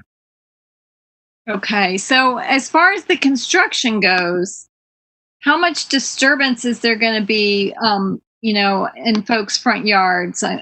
I mean, I know we've had issues before when you do have homes that are really close to the curb and sidewalks going up, where you're seeing a whole lot of landscaping taken out and construction taking place essentially on folks' doorsteps. Are we going to have any of those kind of concerns with this project? Well, certainly, Magnolia's got some great issues with some of the yards that fall down, and the design has tried to select the least intrusive into the yards, but part of that is addressed in our right-of-way acquisition as well, with temporary construction easements, and hopefully each property owner has been communicated what they can expect, and it will temporarily be an inconvenience to have the construction going on here, but ultimately it will give them better access. I just want to make sure that there's been clear communication with all the property owners if they're going to see construction in their front yards for a while, and they're clearly informed of where this sidewalk's going to fall. The sidewalk is long overdue. I mean, that road certainly needs a sidewalk. There's a lot. I mean, I've driven down it and seen folks pushing their toddlers on tricycles down the middle of the street. And there's lots of traffic to the library there in normal times. Foot traffic to the library. I just want to make sure that there is clear communication with the folks who live on that street and own those properties, that they know exactly what to expect. Thanks, Melissa. Do you want to leave this off consent, Melissa? Yeah, I'd like to take a closer look at the drawings. I'm having a hard time seeing them, so I need to look at them on a different computer with a bigger screen. I did note that I think it's at Rose Street where the sidewalk jumps from one side of Magnolia to the other, and I had to imagine it was because of exactly that grade and proximity to the homes issue that you raised. Really weird. I always imagined, it would have to do that. It's not a heavily trafficked street, but it's a straight shot, so people tend to kind of floor it. Through. Be dangerous, and there's a lot of on-street parking, so the visibility is not that great. I can see a crossing, a properly marked crossing would be just fine to get folks, keep them on the sidewalk. Yeah, when I worked every day at H.T. Edwards, I would cut over Rose to Magnolia to often get a cup of coffee in the afternoon after kids left, and before I hunker down at my computer, and I can attest to this being heavily improved by actual sidewalk access. Any other questions about this one? All right, we're going to leave this off consent. All right, number 11 is the Ruthwood Lane speed tables, part of our neighborhood traffic management program. And I know Mike's been working really hard to get this off the ground. So, Mike, if you kick off conversation. Sure, I'm just going to kick it off by saying let's put it on consent and go to number 12. I appreciate staff doing this, and Ruthwood residents do as well. Thanks, Mike. Any further questions about this one? Everybody good with consent? Good job, Mike. All right, we bless it. All right, moving on to 12, the pedestrian improvements on Cherokee Road. So I'll begin with Patrick. Yeah, I like it. Looks good, and I like to thank staff and everyone who worked really hard, even AIM on this project. It's a great benefit. And I do just have one question, and I guess I will ask AIM tomorrow about it. But they did not recommend the multi-use path, which I thought that we would have envisioned that the sidewalk would eventually connect somehow to the future Firefly Trail. But other than that, everything looks good. Great. And Mariah, your district converges right here too. Did you have any feedback on this one?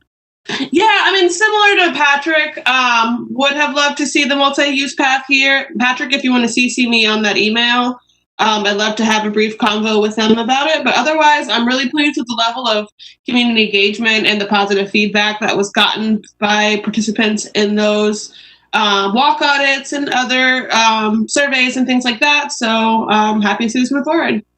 Great. Everybody okay with this on consent? Mm-hmm. Yeah, go ahead, Andy.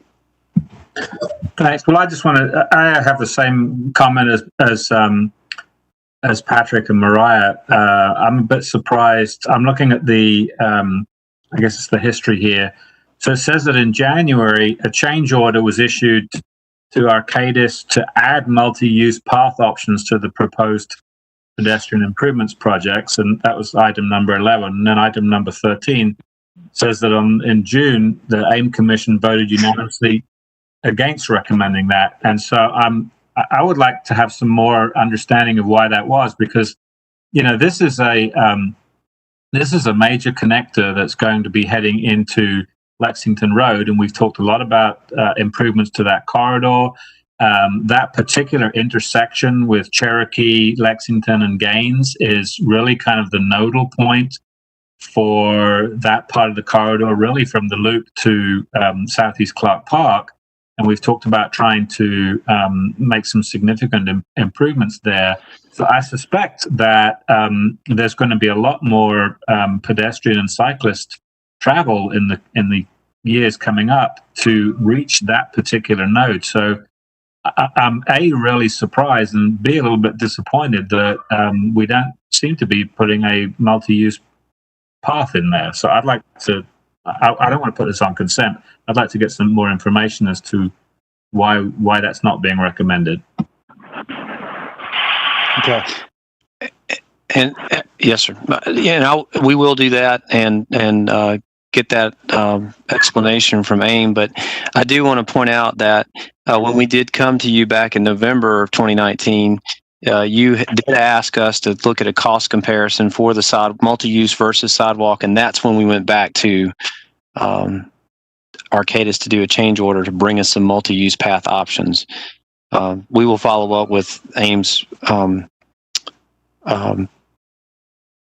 rationale on that. I think it had to do with cost, but we'll verify that. Well, I mean, and that's fine. Cost is an important consideration, but this is a major intersection, a major node for, potentially redeveloping and revitalizing that entire corridor. I mean, there are three, important nodes there. One is Whit-Davis in Lexington. One is Barnett Shoals in Lexington, and this is the third one. And in some ways, this is probably the most important one because it's in the middle. So, I think it's going to get a lot more people coming to it, and I think it's deserving of some TLC. Thanks, Andy. Melissa? Yeah, I recall in that conversation, briefly we brought up the idea of, allowing bicycles on sidewalks in certain areas that are not super crowded. Is that, Kelly, can you go ahead and put that on our legislative discussion, our legislative delegation discussion?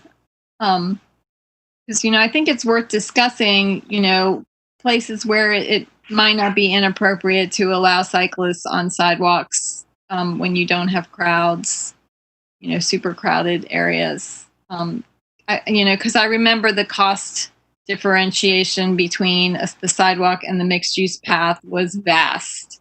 Mm-hmm. And it would have taken a big chunk of funding out of those that project bucket, for other desperate needs for sidewalks and connectivity in other parts of the community.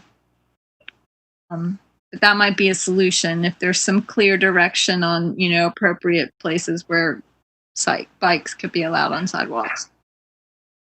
Okay, we can take a look at that. I mean, just knowing cyclist behavior, there will be bike tires on this sidewalk without a doubt. Any other input at this point? We're going to leave this off consent.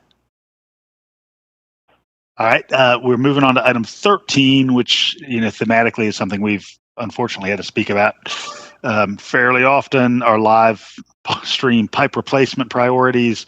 We, of course, have, in an emergency fashion, had to do work in Cedar Creek and on Barber Street and on Athena Drive recently, and this sets up some prioritized ranking for our coming work. So any questions about this? Mr. Mayor? Yeah.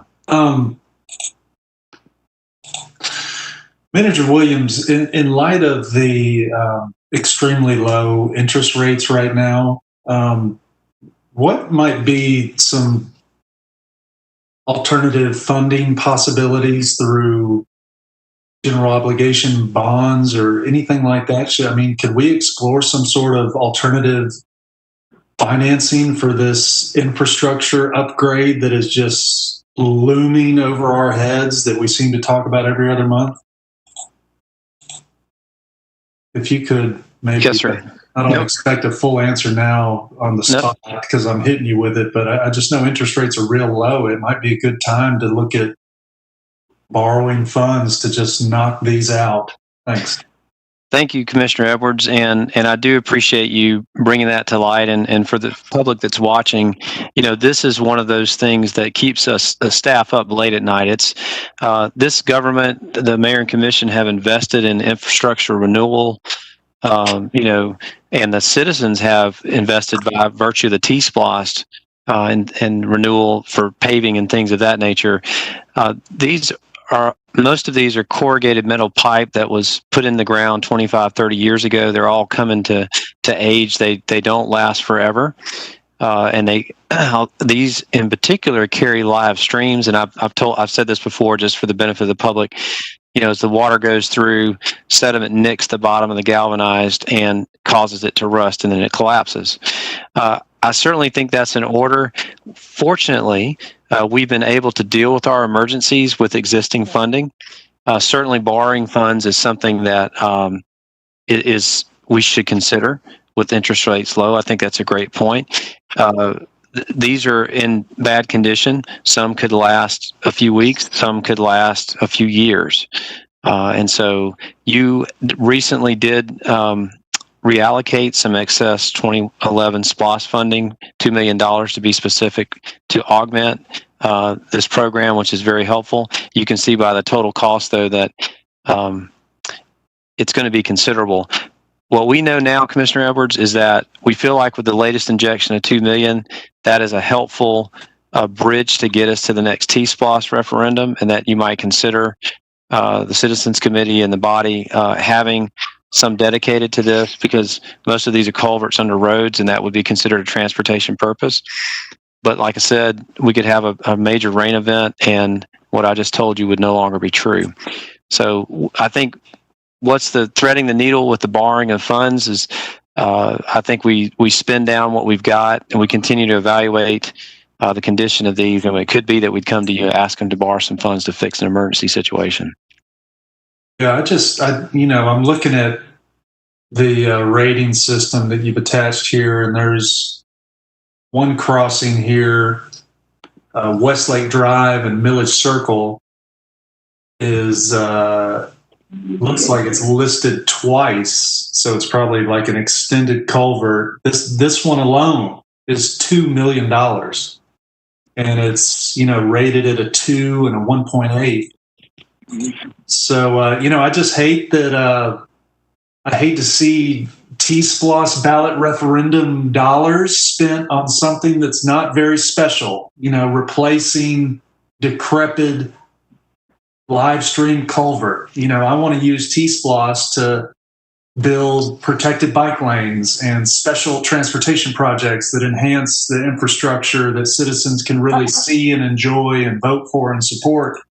I hate to see TSPLOST dollars get sucked up replacing culverts that are unseen. So thanks for, I look forward to hearing from my colleagues. Thank you. Thanks, Russell. Melissa?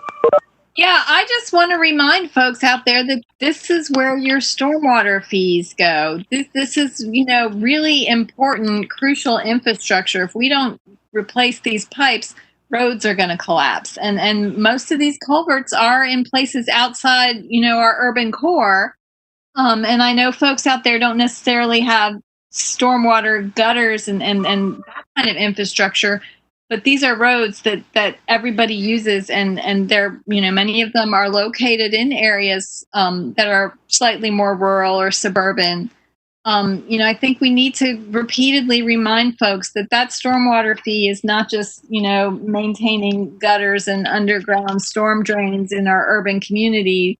It's addressing these live streams that are taking stormwater away and into the river that are going under roads, throughout Athens-Clarke County and often in very rural areas. And they're roads that we all drive on. So I think we just need to remind folks that, we all pay into the stormwater fees, and it's not enough. It's certainly not enough to maintain the infrastructure and to keep roads from collapsing. And we have had some, emergencies just in the past couple of years.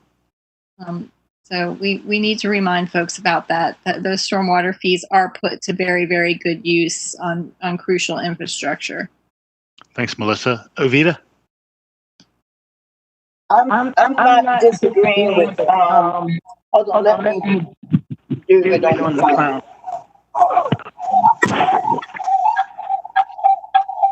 No, wait a minute, I might not be able to do it on the phone. Okay.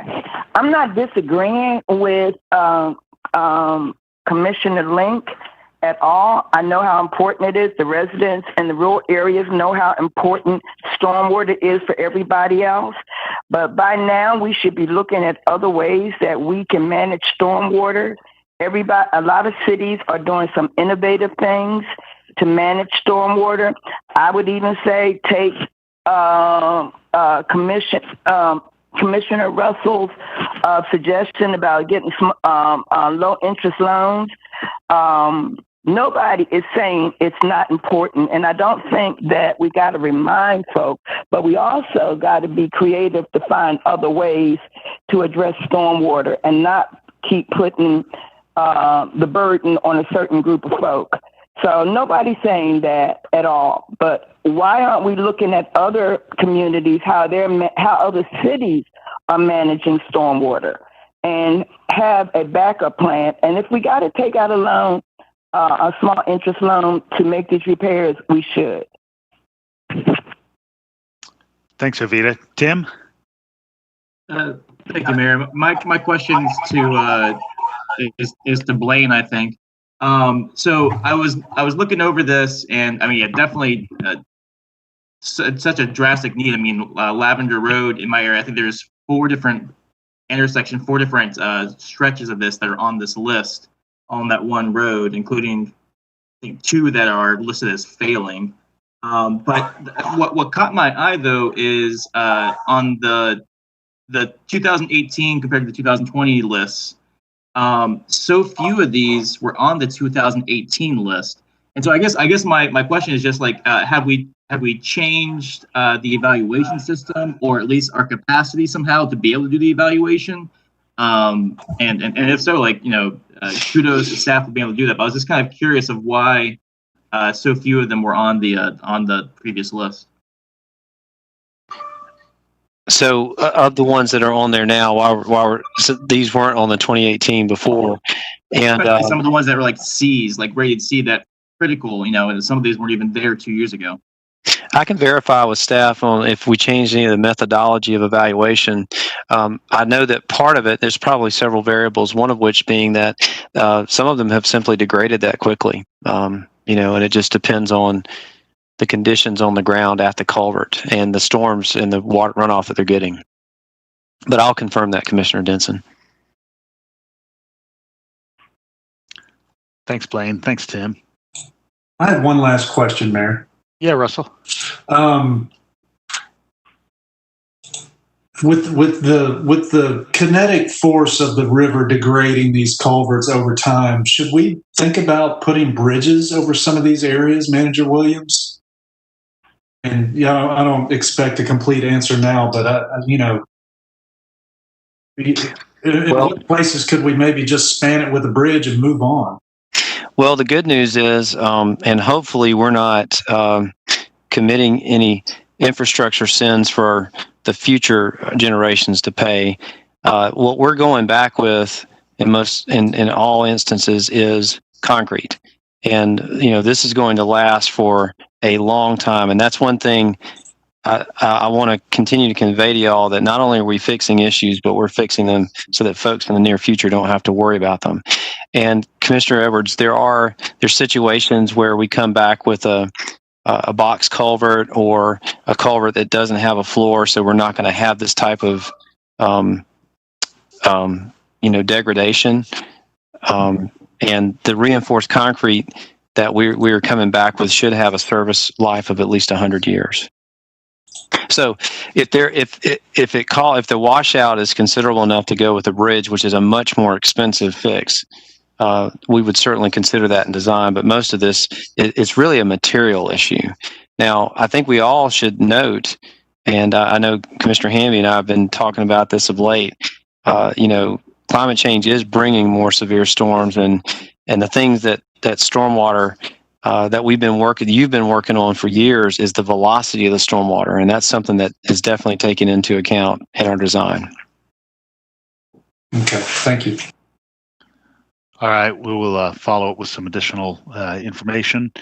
All right, moving on to 14. This is a set of GOC recommendations regarding contracting and procurement activities, which recommend something of a dual approach. Andy, do you want to begin conversation and talk a little bit about this as chair? Sure. Thank you, Mr. Mayor. So this is an item. It relates to looking at our procurement practices, and in particular to see if there are certain things that we could do as a government that might facilitate increasing wealth generation locally, particularly relating to minority and other underserved businesses. So we spent some time looking at this issue. We spent a lot of time with the attorneys, as you might imagine. Anytime issues to do with race are involved, there are significant legal issues to be addressed. So essentially, what the recommendation is making is kind of a two-part recommendation. So there are certain things that we can do right now, and that in fact we used to do in the past, which is to be much more proactive in reaching out to small businesses, particularly small minority-owned businesses, and helping them to make sure that they are aware about bidding on local government contracts, walking them through the process, those kinds of things. And we used to do that. There used to be a person in finance that was their job, and I think that position got cut several years ago, in I think maybe even the 2008 economic downturn. I can't remember now. Anyway, when we approved the budget in end of June, there is a new position in finance who will that person's role will be to engage in those kinds of things. So that's what we can do now. If we wanted to have a much more extensive engagement with these kinds of things, then what our attorneys are telling us is that in order to do that, we would need to have, first of all, a disparity study done. The cost of that is somewhere between about $100,000 and $200,000 from what I recall, which we don't have programmed in the budget. So basically the report, or the recommendation rather, coming from the GOC is a two-part recommendation. The first is that the new person that's going to be hired in finance will engage in an outreach activity of the kind that had been done in the past, helping people, understand the bidding process, etc.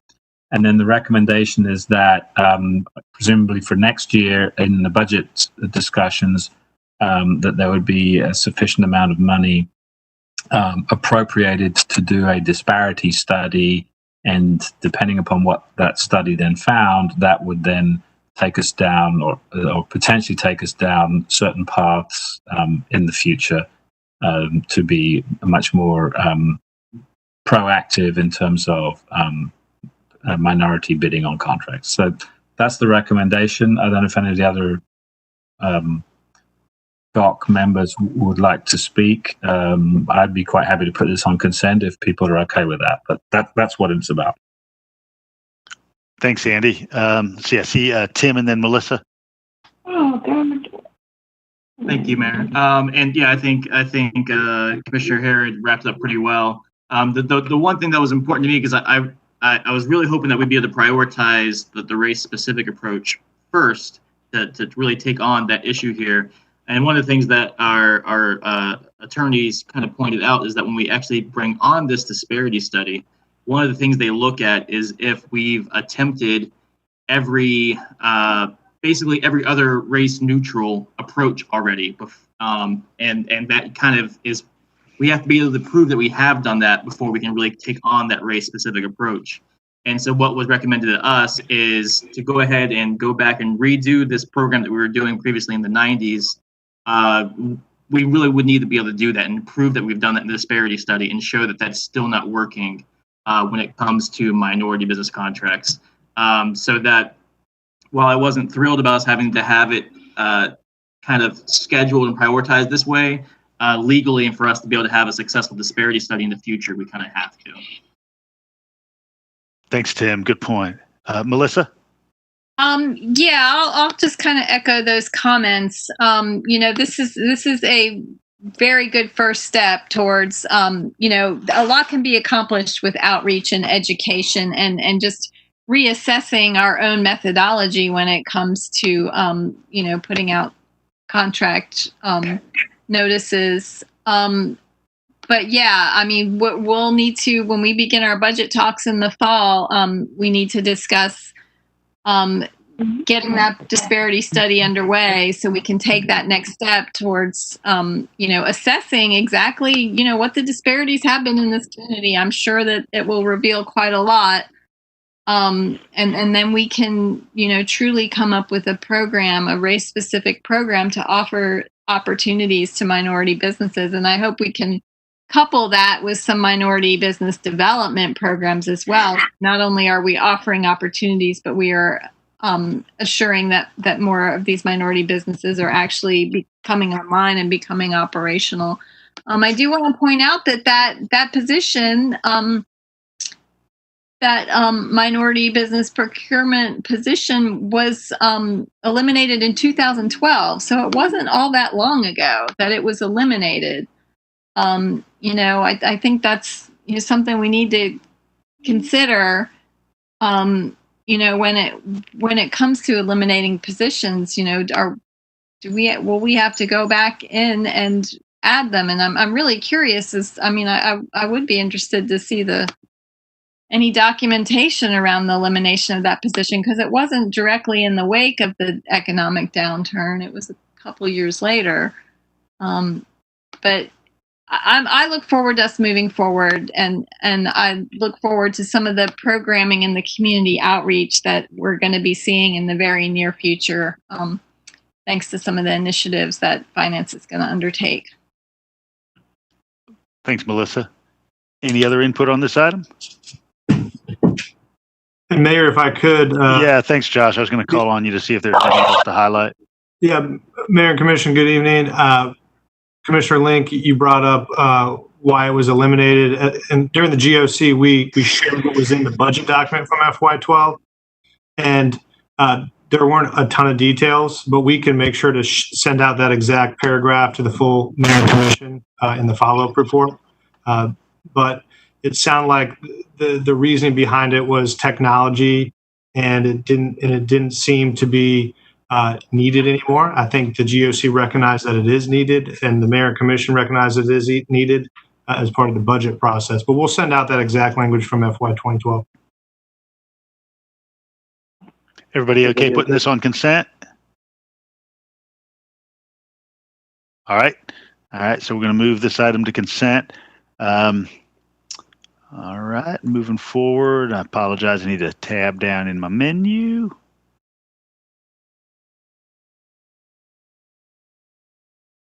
Um, 15 is the request to transfer funds from contingency to purchase audit management software. Melissa, do you want to make any note about this as chair? It's long overdue. This is some, kind of just like industry-wide, broadly used software that will help our Office of Operational Analysis operate more smoothly. I know that there's been lots of instances where, documents and data have gotten lost because they don't have the appropriate software to do what they do. They do process a lot of data and they do create documents. And as someone who works on documents that get shared a lot in my regular job, I know how frustrating it can be when you have multiple people working on documents and making changes. And apparently this software makes that process go a lot smoother. And so I just want to go ahead and say, let's put it on consent and get this software loaded up and let this office move ahead. Thanks, Melissa. Any other input on this? Y'all want to move this to consent? All right, we're going to move consent. 15 to consent. Mr. Mayor. Yeah. Quick question on that one. Was expenses 40,300, annual 21,000? Is that a license? Okay, so that's a $21,000 annual purchase for a license. Okay, thanks. It's expensive. Look forward to enjoying the fruits of the software. Thanks, Russell. And just go ahead, Blaine. I'm sorry. And just so, since it's getting moved to consent, I'm looking through the budget. I believe there was some funds budgeted for the purchase, but it got pushed later in the year. If I'm not mistaken, I could be wrong about that. But if that is the case, I believe that's the case. Okay. So I guess in that case, this would supersede those approved funds be used for the immediate purchase and implementation, and then the remaining funds will, I guess, the disposition of those, we just need to address that. Since they won't be used for the purchase of it, later in the future. Balance would go back into fund balance. Yeah, and I'll work with finance and have them reach out to the auditor. Great. Thanks, Blaine. All right. 16 is title only. 17 is an intergovernmental agreement with the Downtown Development Authority for 550 North Jackson Street and 293 Hoyt Street. And for the public who's seeing this for the first time, and for commissioners, this is for mixed income, 55 and up, residential project, really there at the corner of Jackson and Doherty, that on the ground floor is intended to have small artist and maker spaces that would be integrated into the Jackson Street Art Walk. And there's language in the agreement that any modifications that would have to be made for leisure services benefits would be subject to the funding of the development partner. And so any questions about this? Melissa? Yeah, I've expressed my hesitancy to support this at this moment, considering that there are a lot of projects downtown in the planning process right now, public projects, SPLOST-funded projects. We're looking at an arena behind the Classic Center, as well as a high-rise hotel and a high-rise condo. We're looking at the complete redevelopment of Bethel Homes and the adjacent housing authority properties, and probably, the area where the planning building is. And that's been a very public planning process, a charrette process, with, lots of envisioning. I was on one of the online charrettes last week. And we're also looking at a possible courthouse downtown. We're looking at hopefully relocating many of our governmental offices to the current courthouse building. I just feel like there are so many balls in the air right now that this kind of comes out of left field. And I just wish that we could sit down and look at all of these together in concert with one another and have a more cohesive vision for downtown. We do have a downtown master plan that we have not taken off the shelf in, 6 years now. I just feel like we need to have a more inclusive discussion of these things, and certainly more public discussion of these things, which is really, really hard to do considering we can't meet in person in large rooms where the public can interact. So I would like to know why the rush on something like this. Why not get some clear ideas of what these designated projects, what direction they're heading? I mean, we are beholden to move forward with the Classic Center Arena and the condo and the hotel and the total redevelopment of North Downtown and a courthouse. We're beholden to that. Some kind of, at least a sketch of where that's going before we commit to anything else. I mean, let's see what we can get out of the way with those and what our needs are with this other piece of property. I'd make a couple notes, Commissioner. One is that it's long been really a goal of this body to diversify the constituency of downtown, certainly beyond the student population. And this allows that 55 and up, and you and I will both be there real soon. So, today's 55-year-olds are not those of a couple generations ago. And so this provides really a new vitality to downtown. It also is very much the case that right now investment dollars are flowing. I think as we referenced earlier regarding the stormwater circumstances, money's very cheap to borrow. And so developers are looking for opportunities right now.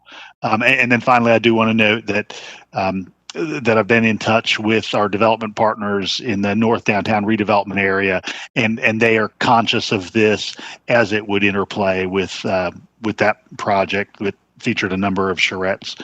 And then finally, and this is very important to note, that any development would return to this body for approval, and so those nuts and bolts or details would come before the mayor and commission. Yeah, Tim. Thank you, Mayor. And I looked at the agreement, and I know in our previously when we had discussed this, there, and as you brought up the mixed income, but I don't see any language specifically in this agreement actually holding this to actual mixed income or having low income units being part of this. As I've mentioned, I want to see at least 25% of the units be, so we can have that mixture of people living in downtown. Where is that falling into this agreement? I think we do need another whereas line, just exactly like you note, and so I'd be glad to see that called out. Okay, I would with the intent to have work on 25% permanently affordable. Okay, thank you. I think that's exactly right. On that with anybody else. Great. Any other input? All right, we're going to move on. Before we get to zoning, there is one additional item, and I'll apologize to everybody. I knew that when we did our July 9th work session on the redevelopment areas in the tax allocation district that we intended to come back to a vote in September, and I failed to put that on the larger agenda on Friday when that went out. So I know I emailed some notes, and Manager Williams emailed some material this afternoon. So Manager Williams, since this is the first time in front of the public and in front of commissioners, if you wouldn't mind sort of giving a high-level overview of where we could go in the rest of this calendar year with our redevelopment areas and tax allocation district areas. Yes, sir. And what I'd like to do, if you don't mind, is share the screen and just briefly step through a presentation just so the public understands what we're talking about. And again, this is not, we're not in a formal meeting right now. We're not asking for any decisions this evening, but there's a lot involved with the tax allocation district, and you went through this last year, and we're trying to meet a timeline. And so I'll talk about that briefly. I also want to thank Commissioner Thornton and the Northeast Georgia Business Alliance. Over the last 3 weeks, we've had 2 Zoom calls that have been very helpful in answering questions in the public. So moving on here, just want to briefly describe the TAD's benefits of using a refresher. Want to talk more about the public input process overview and the results, and then some food for thought for you to consider in the next couple of weeks, as we really need we need to make a decision on the boundaries of these TADs. So again, the basic information, a tax allocation district is a vehicle to help areas redevelop, and the state legislature passed a Redevelopment Powers Act and amended it subsequently to allow local governments certain powers to redevelop areas of their community. And the way that it works is that by the end of this year, if you pass a TAD, a redevelopment area, and a subsequent TAD, you will be creating a baseline. So the value of that property as of December 31st, that continues to generate the taxes that go to the general fund and continue to pay for taxes for services. Any growth in that area, in that district, that geographic area, anything above the baseline creates what's called the increment. So that's additional funding that can be used for purposes that you designate. And this TAD is created for a certain time period, 10 years, 20 years, 30 years. And then when the TAD lapses, when the term expires, then what's happened is the area has grown, and the local government and the school district, if they're participating, end up getting the new taxes that were generated from the redevelopment. This TAD financing has been used in Georgia. Atlanta certainly has been prolific typically with public infrastructure, but the state legislature has expanded those what could be used for, and really it's the but-for test is what's always really helped me to understand, is that using the TAD, but for this financing provided through this vehicle, the redevelopment wouldn't occur. And so that's one of the justifications for it. I'd like to distinguish between area TADs and project TADs. There's a couple of examples in Atlanta. Basically, in an area TAD, you're selecting an area, you set the baseline on December 31st. Any growth, any new increment that occurs over time, it gets pays for that redevelopment purpose. That is different from a project TAD in that an Atlantic Station is one that we put in front of you. If you know in a redevelopment area that's been designated that there is definitely going to be a project, and the developer is willing to enter into an agreement, a development agreement with the local government, that, as a developer, I'm going to invest so many funds, and in return for that, I want some incentives that are funded through these TAD funds. You can actually, if you got the agreement signed, sealed, and delivered, you can actually borrow money on the front end to help the project go, because you know for certain it's going to get built. And so those are helpful as too. That typically requires you to have a developer ready to go. Sometimes you can just designate the redevelopment area as a signal to the private sector. This is an area that we would like redeveloped. Come one, come all with your ideas, and we can negotiate incentives and maybe get to a development agreement. TAD has to be in an urbanized area and qualifies as blighted, distress, deteriorating, or inadequate infrastructure. Back in May, when we started this process, and we committed to you last year, because of the timeline and the steps that the law dictates, that we would come to you earlier in the year and kick this off. Mayor Gertz, just to get the conversation started, came up with 6 prospective tax allocation districts, and they're listed here. And I'm going to go through them here in a minute. And when we went out for public input, rather than have defined geographic areas, we just put, circular areas over the general area that was indicated. Back at July 9th work session, when we came back to you, we have taken the feedback that we got with you. Most residential zone properties were excluded. and also they were paired a little bit.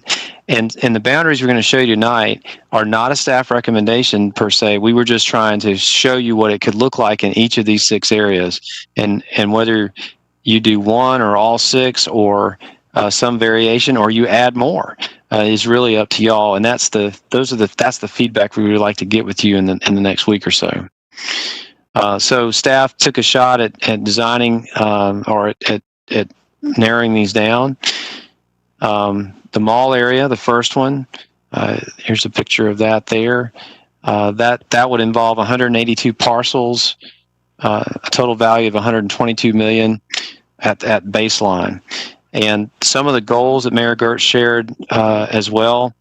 And we did go through and look at some of the projects that were out there, and we created some criteria to consider each of these with respect to economic development, housing, youth development, or public infrastructure needs. West Broad Hawthorne area, again, and this one, 122 parcels with a value of $254 million. And there's opportunities in each of the categories here for redevelopment. Newton Bridge, there's 160 parcels with a value of $115 million. There's mixed use, Pike Ped improvements, things of that nature as well. East Downtown North Oconee River area, there are some identified public infrastructure needs. This is 117 parcels and almost $300 million of value. There are some partnership opportunities there as well. And North Avenue does have some residential in there just because of being contiguous. Most of the others don't. And there are some opportunities there, and certainly the Stroud Elementary is in there as well. I do want to point out that it's a little bit smaller as far as parcels, but the value here is less than the others that we talked about. Lexington Highway Gaines School, 71 parcels and even less value there. That is a more concentrated area looking at a catalyst project in that intersection out there. So with public input, of course, our options for in-person meetings were limited. That there was a survey tool developed, which we really appreciate your feedback on, and we did extend the public comment through the end of July. We had media releases to announce the public input opportunity. PIO did put this on a number of social media platforms, and we did reach out to some partners like the Chamber of Commerce, our neighborhood leaders, and the Federation of Neighborhoods to ask for help in spreading the word.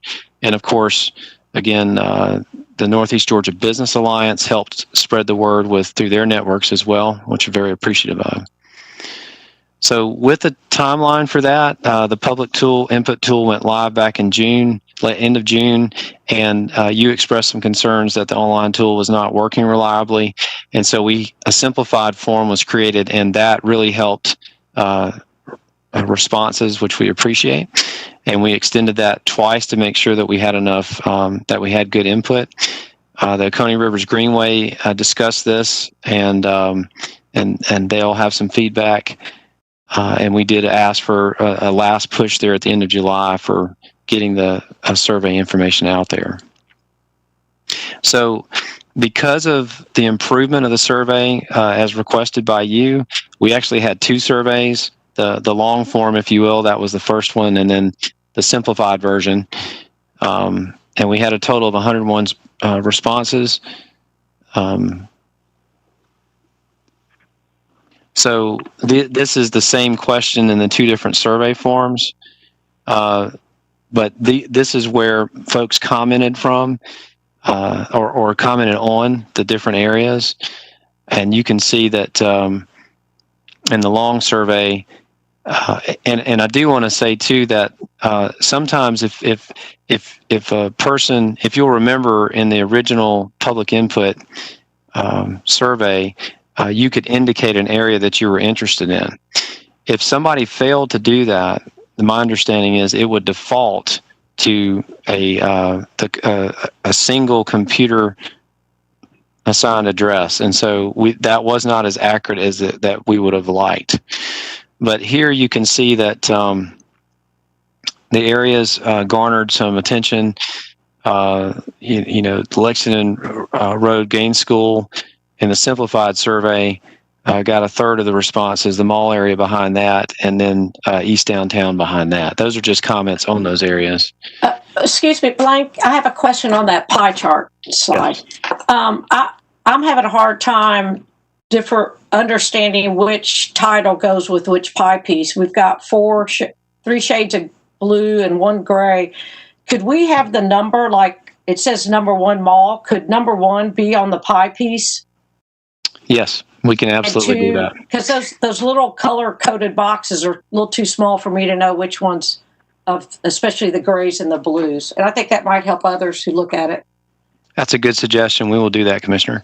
Okay, thank you. And then the next time this goes out to public, I think and the next time I read it, if we can get an update, that'll help me understand which one got what percentage. Thanks. Yes, ma'am. I'd like to say something about the survey too. If you notice within the long survey and the summary that you sent, several of the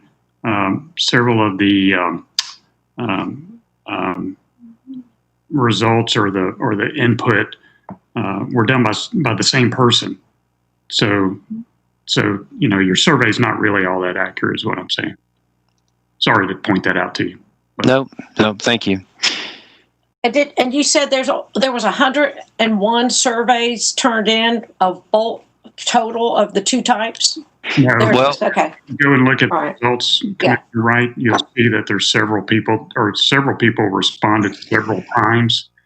So the 100 is the total of and from what I gathered in the long survey, there's about 84. In the short survey, there's about 16. So respondents.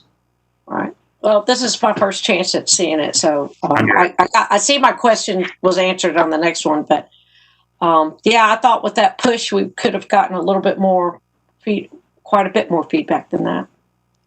Well, I think, and this is not unlike something we did recently with SPLOST, that there were a lot of impressions, if you will, but people that actually followed through. And I will say that, it's not an intuitive thing to respond to as well. It's a complicated issue. So some of the types of projects that were favored by the people that did respond were bike and ped projects, but also business incubator, park development, and publicly controlled economic development sites. And you can see some of the others here. The types of housing opportunities, the 2 that really garnered the most were the mixed use and mixed income development, which is, I think, in keeping with the vision that you've had, particularly for the Bethel transformation, the North Athens downtown, and something that I think that HUD also supports through their housing policies as well. So this is really what's driving us and wanting to get in front of you sooner rather than later and not take up another night of yours with another dedicated meeting, but to go ahead and just share the information with you tonight and allow you to talk with each other. But by December 31st, we need to have the TAD created. And between then and the voting meeting in November, there's some things that we have to do with our tax assessors and the state to certify the TAD. And so really there's not a lot of slippage here. You might say, well, we've got 2 months, we could push that. But really this is a tight timeline. And so we would like some feedback for you to discuss this, decide what you'd like to see. And then sometime the first, second week, either the voting meeting or a special called session in tandem with a September work session to go ahead and adopt the boundaries and the goals for those areas. And the next slide here. Yes. Before you move on. Hold on. I need to get my phone. Would you go back to that previous slide?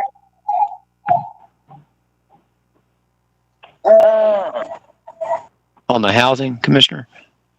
No, it was the schedule. Yes, ma'am. I noticed that on 1020 there is a no. You're right. Sorry.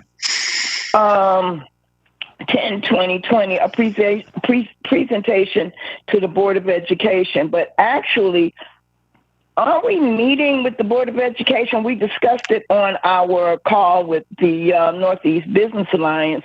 But don't we have a meeting planned with them for the 24th? We do, and Commissioner, I appreciate you bringing that up, and I'll make that distinction. But I know that on that call that you and a school board member talked about going ahead and having that placed onto the agenda for this joint meeting that's coming up Monday night. And I think that's an excellent opportunity for us to do something very similar we did tonight, to allow them to relay to them what their potential role is and what the timeline is here. So we will still need an October meeting with the Board of Education. I believe, I don't know if they've changed their meeting dates, but they used to meet the first Thursday of the month. And if you'll just bear with me here, and I'll explain it for the public's consumption as well. So for every tax dollar that's out there that gets paid in property taxes that somebody pays, 40% of it comes to the local government and 60% goes to the school district. The mayor and commission, by the state's empowerment, has the decision to create redevelopment areas and TADs. The school board has the ability to decide whether or not to participate. That is, add their forego the growth in a TAD area, the tax revenues from that, so that the goals of the TAD can be realized more quickly, more fully.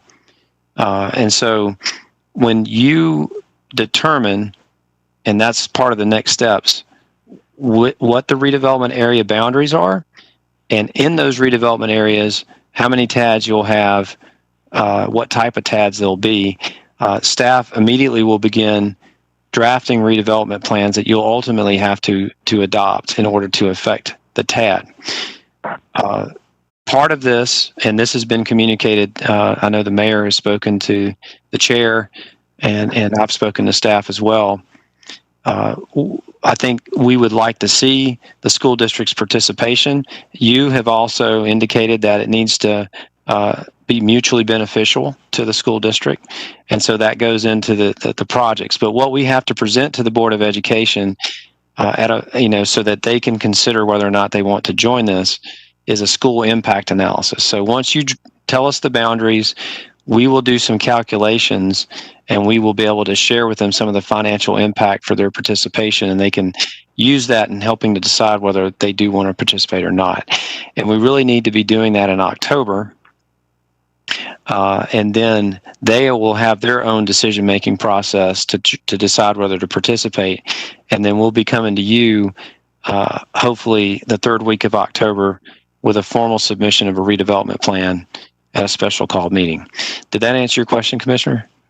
Yeah, yes, it did, and I thank you for that. I just want to be clear that it's such a tight timeline that we should not overlook an opportunity as our meeting next Monday.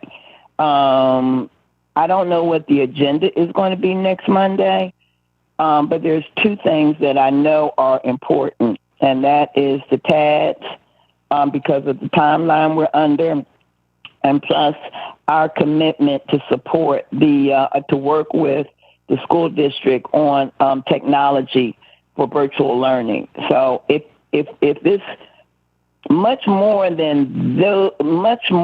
the agenda, I think we'll water down these two key issues, because both of these issues have timelines. So I know we always have a big, meeting. We break in groups, and we talk very philosophical and idealistic, but we are working under a timeline now. So I hope that our meeting is really focused on the TADs and how we're going to work with the school district and support the school district with this virtual learning of education. But the 24th, I think, should be listed as one of the key dates. I think you're absolutely right, Commissioner, just about the necessity to have a tight and focused gathering with the Board of Education, especially right now, as we have a fair bit going on, and as they anticipate the very different start of this coming academic year, have so much going on. So I fully intended just to limit it to those two items. I think that's exactly right. Oh, thank you. For the full group. So getting to the end here, so some of the decision points are, how many redevelopment areas do you want? What are the approximate boundaries of those? And so that's the first start. And then in those, which ones do you want to have TADs? Do you want to do an area TAD for some or all of a redevelopment area? Do you want to leave some redevelopment areas without a TAD and market that to the private sector to see what comes in next year? How long you want the TADs to last? And then, of course, the goals of a TAD, what you'd like to see there. And the mayor and I were talking, I mean, those can be fairly high level, but there may be some specific projects that you'd like to go ahead and fund as well.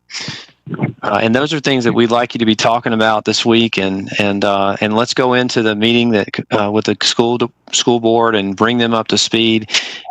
We can pull a school impact analysis from last year just to show them an example of what they can expect to hear and get their feedback. And then in the week following, perhaps after you've had some conversations and come to some consensus, you give us staff feedback, and we can bring that to you in a form for official approval, so that we can begin the analysis to create them. Lincoln or Manager Williams, can I say something here about the redevelopment zones? Yes, sir.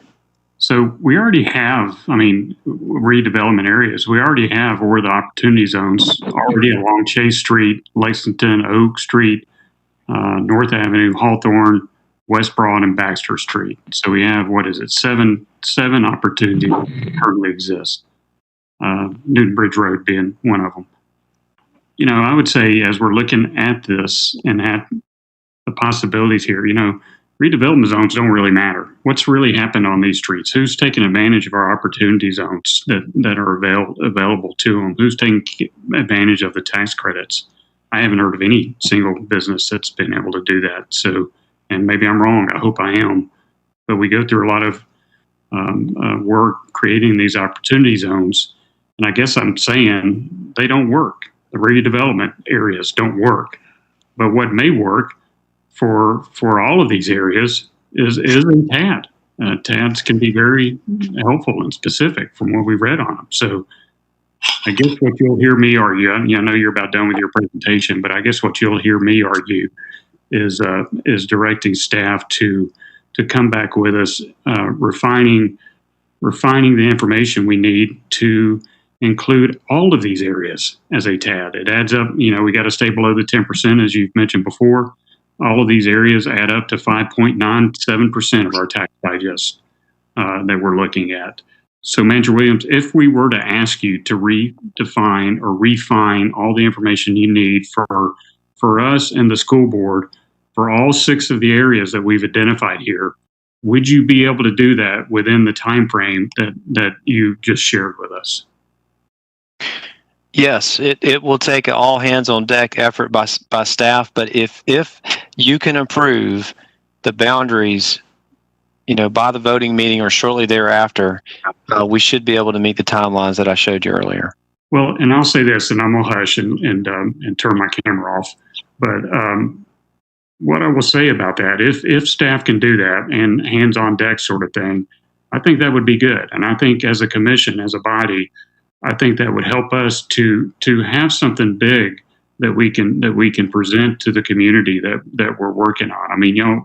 We don't know where this COVID's going, but the TAD, I think, will help us create and kickstart and provide the type of necessary incentives, perhaps, or whatever it is to help residents and businesses and employees and employers alike to see something's coming down the road. This is an opportunity for us to think big about 6 specific areas that need our help in the community. And the mall area, I can go on and on about the possibilities of what could happen in the mall area and how this TAD could help improve the mall area. And each of you in in your specific areas that you're interested in could do the same. So instead of trying to haggle over which area we'll choose as a TAD, if it stays below the 5.9, below the 10%, if staff is able to get us the information we need and the school board information they need in the manner that we need to have it before the end of the year and to vote on all the boundaries and everything, then why not think big and do something big? And this could be it. So that's all I have to say about this. Thank you. And Mayor, may I respond just while Commissioner Hamby's still? Yeah. So just two qualifiers. One is that we may need to hire some assistance. We will need to hire some legal assistance, and maybe in getting the analysis done. And the second thing is that if you remember last year, we did the analysis on the front end, and then the commission changed the boundaries, which we had to recast the whole thing. And so I would say everything that you said, Commissioner Hamby, is accurate. And I would just ask, though, that once you make your decision on the boundaries, they need to stay that way in order for us to meet the deadline at the end of the year. I agree. I won't change the boundaries, and I agree that if you need some extra help, get the extra help. But I think this is too big of a benefit for the county not to turn it down. And let's not argue with each other over each other about where it ought to be. Let's just do all of them if we can, and run with it and see what happens. Put it on the table and make it work better than the opportunity ones have worked, which I think they will. Thank you. Thanks, Mike. And as we were talking about in the IGA, I mean, people are definitely interested in investing right now. So this would be waving the flag. Melissa, then Ovita.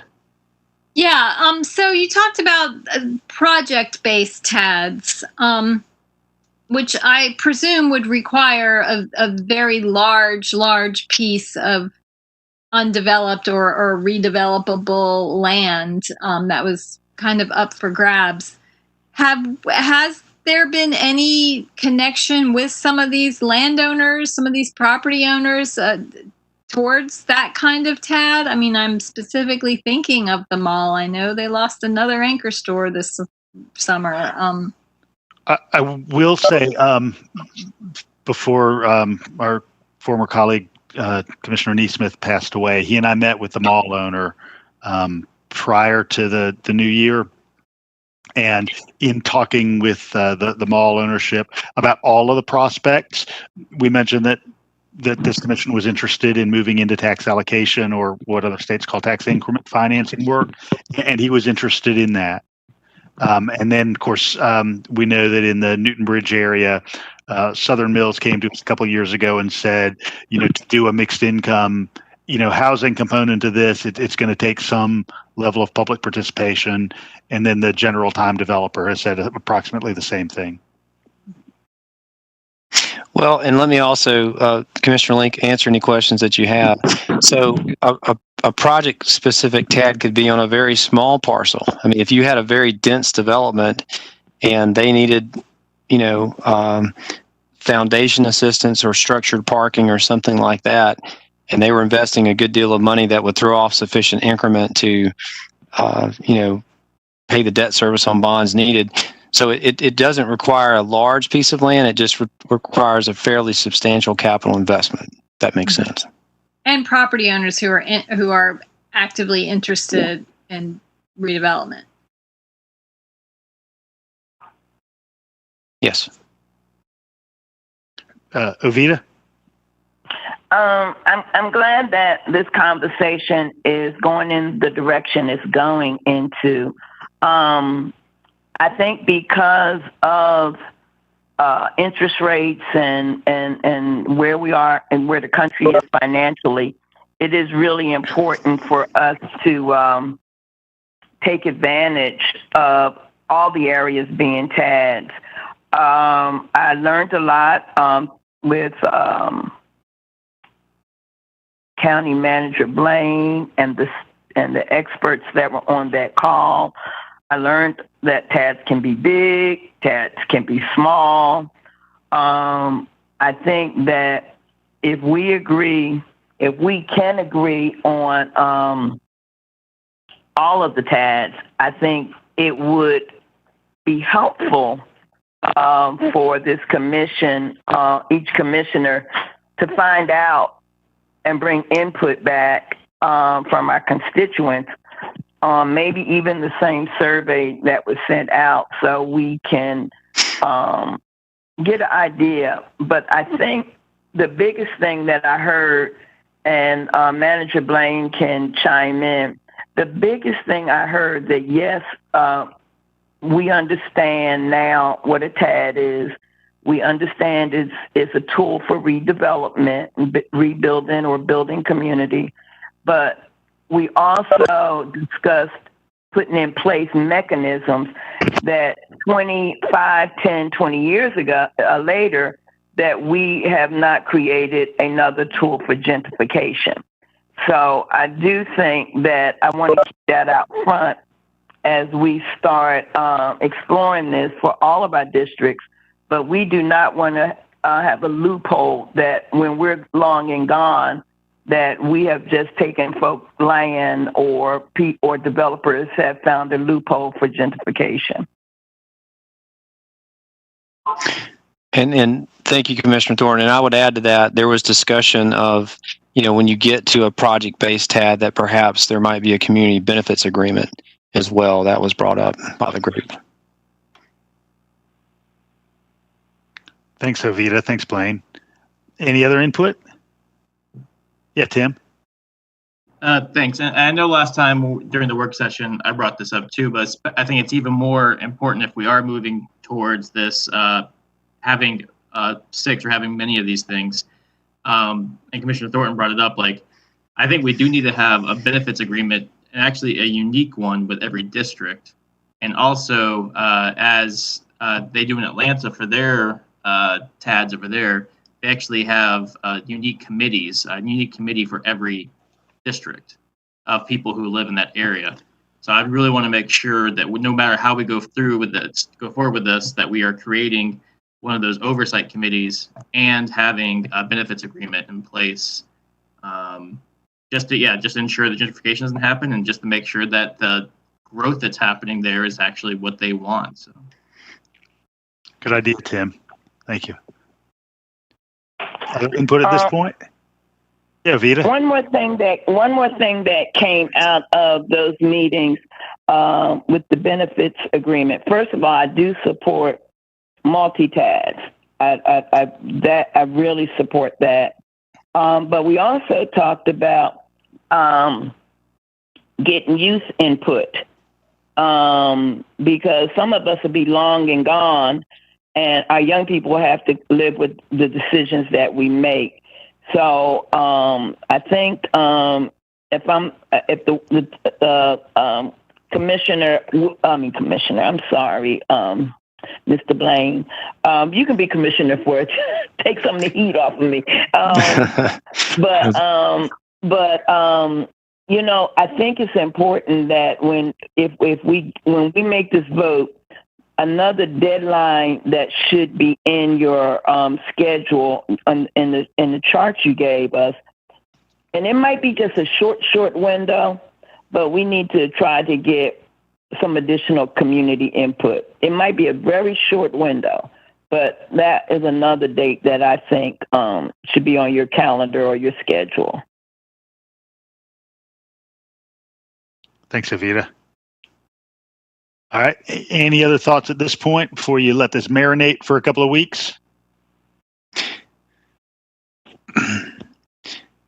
Well, Kelly, if I could, sorry, Mayor, I don't want you to take the blame for this, and I appreciate all of you allowing us to come to you tonight and talk about this and get this in front of you. Part of the delay, too, was you had asked for us to research, for staff to look through all the numerous studies and plans that have been done out there. And our planning staff really did a good job of that, and they're trying to manage with the census and all the current workload. And so we had to delay slightly to bring you all the information. Thanks for allowing us to put it in there and being patient with us. All right. Appreciate it, everyone. All right. I believe we are ready to move over to items that have flowed through the Athens-Clarke County Planning Commission. And so we have 4 items, 2 text amendments, and prior to that, 2 rezoning requests. So I'm going to turn it over to Ray.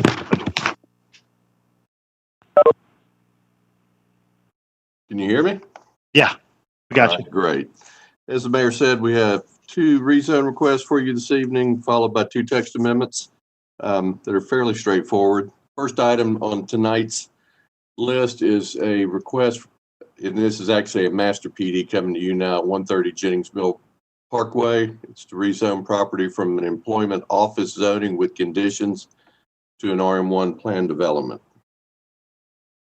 On about 10 acres, there is a cemetery right in the middle of the property, as I'll show you in just a minute. The proposal is for multifamily development. It's 20 townhomes with 52 bedrooms. Does not require an amendment to the future land use map. And with any PD, the application plans and architectural elevations, if approved, would become binding upon that approval. Pretty low density here for 10 acres at 52. That's only about 5 beds an acre. Typically an RM1 would take you up to 16. So it's about a third of what they could typically build under the underlying zone that they're asking for. These are all townhome style buildings with rear entry garages, typically that are a grade 1 level below grade, as you will see from the parkway.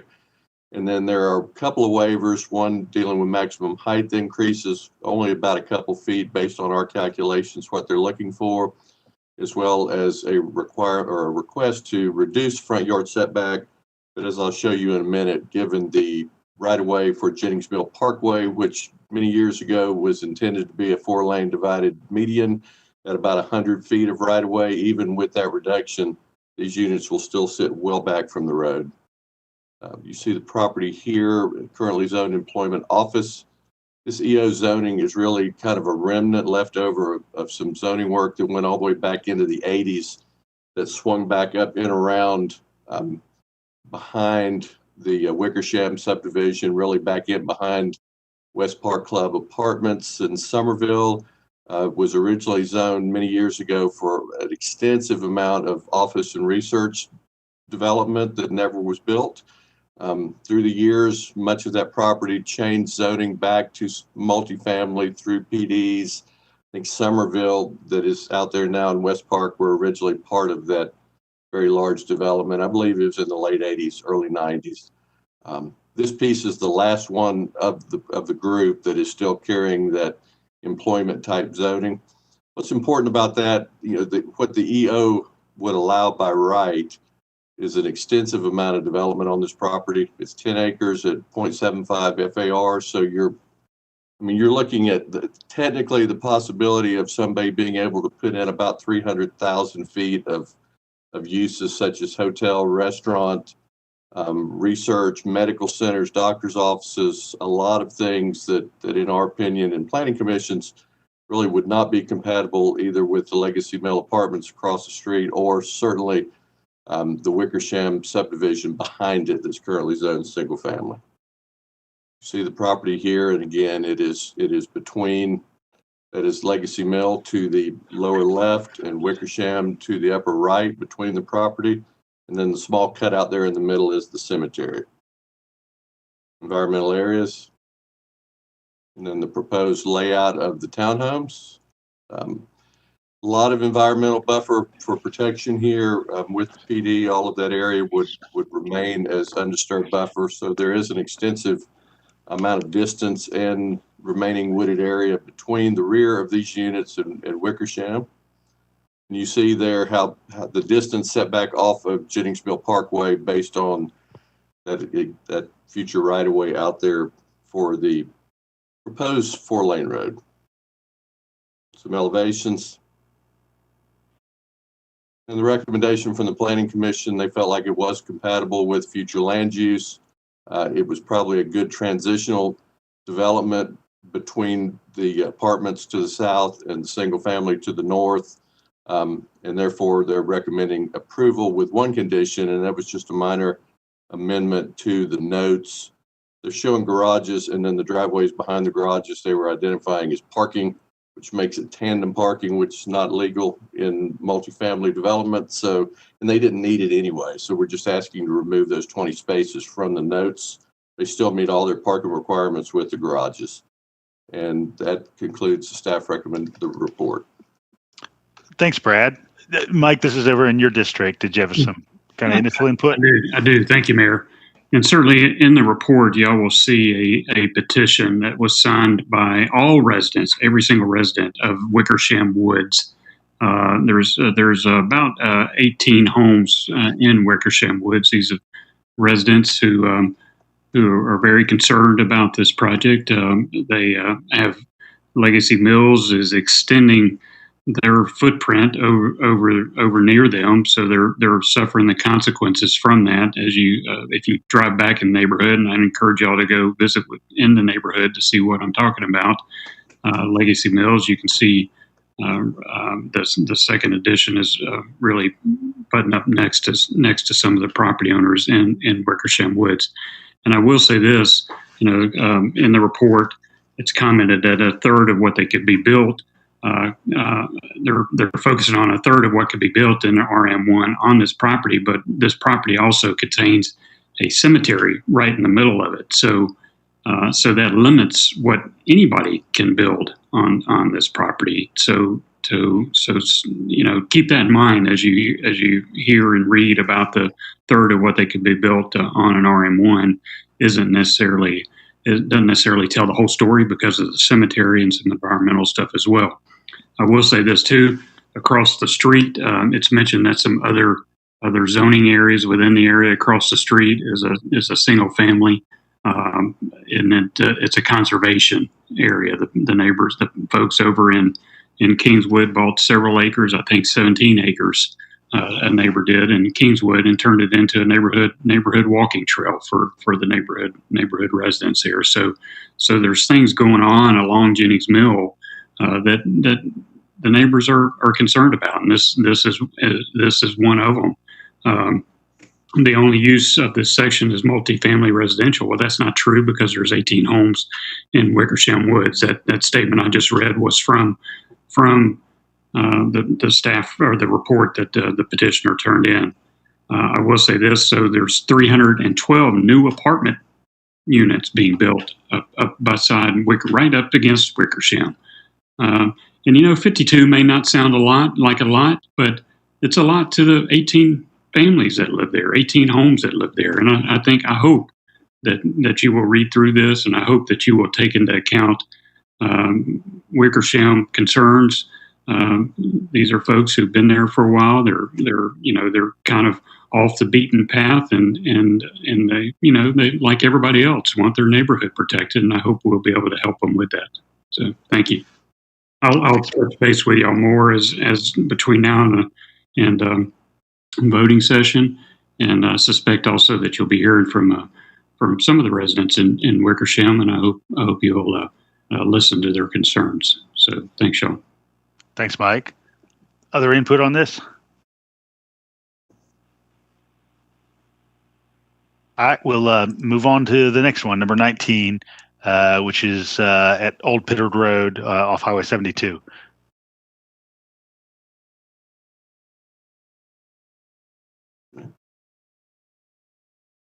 Get it to advance.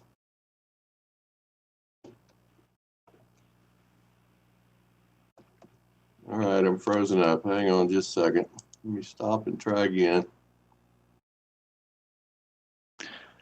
Don't worry, Brad. Your technology foibles can't be any worse than what we've dealt with. All right, let's see now.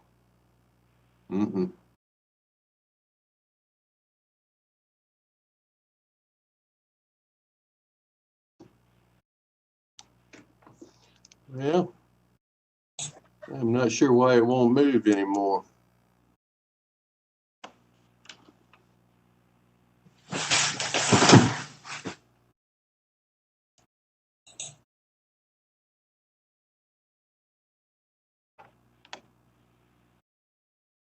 All right, let's try one more time.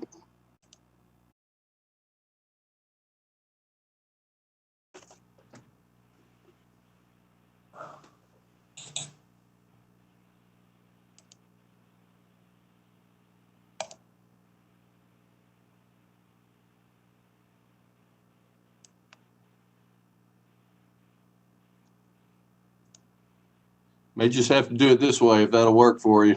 Yeah, we can see it pretty well. Okay, my apologies. I don't know why it's not moving. Next item, and this is the last one we'll need this for anyway, but this is a straight rezoning request at 361 Old Pittard Road. The request is to rezone property from RS15 to RS8. Property is future land use of single family. You don't get a lot of straight rezoning requests in front of you, but with a straight zoning, it is just that. They're asking to change the underlying designation. There is a plan submitted with this, but that plan is not binding. It is simply just a demonstration of what could be developed on the property if the zoning were to be approved. Therefore, it has not been evaluated for compliance with zoning standards, requirements, any of that as well in detail. So the change from an RS15 and an RS8 would take you from a yield of 2 lots per acre to 3.8. There are 2 points of vehicular access, one from Old Pittard and one to an unopened right-of-way to Cheyenne. These were both connections that were originally proposed as part of a phase 2 of an existing Brittany Gardens subdivision from back in 2003, and I'll show you that one in a minute. You see the property here. You see the right, Cheyenne Avenue has a connection that would tie into it approximately in this area, if you can see that, and then it would also come off the western end of Old Pittard Road into the development, generally following that sewer line easement that you see running through the property. Future land use, single family. Existing zoning is RS15 and the proposed is RS8. And then this is the proposed non-binding plan, but under the RS8, you see the difference. This was phase 1 of Brittany's Garden. This was phase 2 17 years ago. With the change in zoning and with the recently installed sewer in this location, you see the difference now in lot sizes, which is a lot of what the neighbors were concerned about that came to the Planning Commission meeting. Here, for example, is a lot in phase 1 of Brittany's Garden, and there's 3 lots behind it. So those were some of the concerns. This was the old 2003 plat that was a couple things different here. One, in 03, the property was and still is zoned RS15, but it was RS15 at that point with septic tanks and not sewer. And so there were much greater restrictions in terms of lot size, development patterns, and he was yielding at that time about 22 lots out of what is being proposed now for rezoning. When sewer came in, that effectively doubled the density under the existing zoning of RS15 and took him from, pulling out about 3/4 of a lot per acre to up to 2 per acre. And then the RS8 would again essentially double it a second time. Planning Commission is recommending that this zoning change not be approved.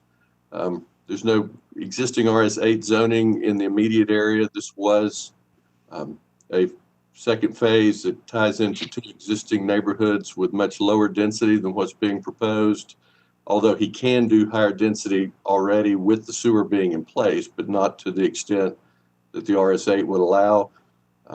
We're getting out into more suburban areas here within the county, and while we certainly strive to look for appropriate residential development, services are pretty limited here from a standpoint of anything but an automobile. There's not a sidewalk network in the area. Transit does not serve this immediate area either. And while there is certainly shopping at Kroger, that's about 1.5 miles from this location. So with those things, and really, in the Planning Commission's opinion, a lack of demonstration as to why the property can't be developed as zoned currently under RS15, they're recommending denial of this. And that concludes the staff report. Thanks, Brad. This is District 9. Avita, do you want to make any comments about this? Yeah, I'm going to chime in on this. This project was brought to my attention, and I did try to do some looking into it myself. I'm not comfortable with making a final decision. So this commission can look forward to me asking to table it for 30 days. I believe that is okay to request a 30-day tabling. So that will be my recommendation next month. Thanks, Evita. Melissa? You're muted, Melissa. Okay, I just want to point out that both of these projects kind of ask for an increase, a slight increase, really, in allowed density, which basically enables more affordable development, essentially. The developers can maintain their profit margins by developing more individual residences on the same amount of land.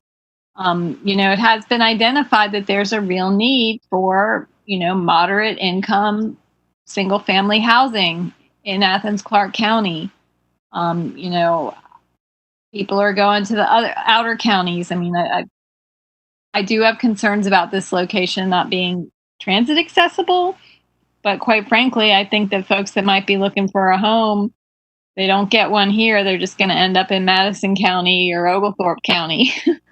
Where there's certainly no transit. I don't know. I think we need to weigh the real needs of housing in this community, and I'm not just talking about so-called affordable and low-income housing, but your moderate and middle-class housing too, because middle-class folks need a place to live, and often they're the ones who are displacing more lower-income properties when they're able to move into lower income properties and make them higher income properties. So I just think we need to think long and hard about, enabling a little bit of increased density in these suburban locations here and there. And I'm talking pockets. I grew up in a very, very, very large suburban neighborhood that had a whole bunch of mixes of density. It had townhomes. There was a senior apartment building. There were large, homes on almost acre lots, and there were plenty of 4-bedroom homes on half-acre or quarter-acre lots. So I think we need to really think about what the needs of the community are and embrace some mixed income and mixed density development. Thanks, Melissa. Mike? I would say this about that. I mean, certainly if you read through these reports, you've got neighborhoods that feel like these developments are going to impact them, both on the Pittard Road and on Jennings Mill Road.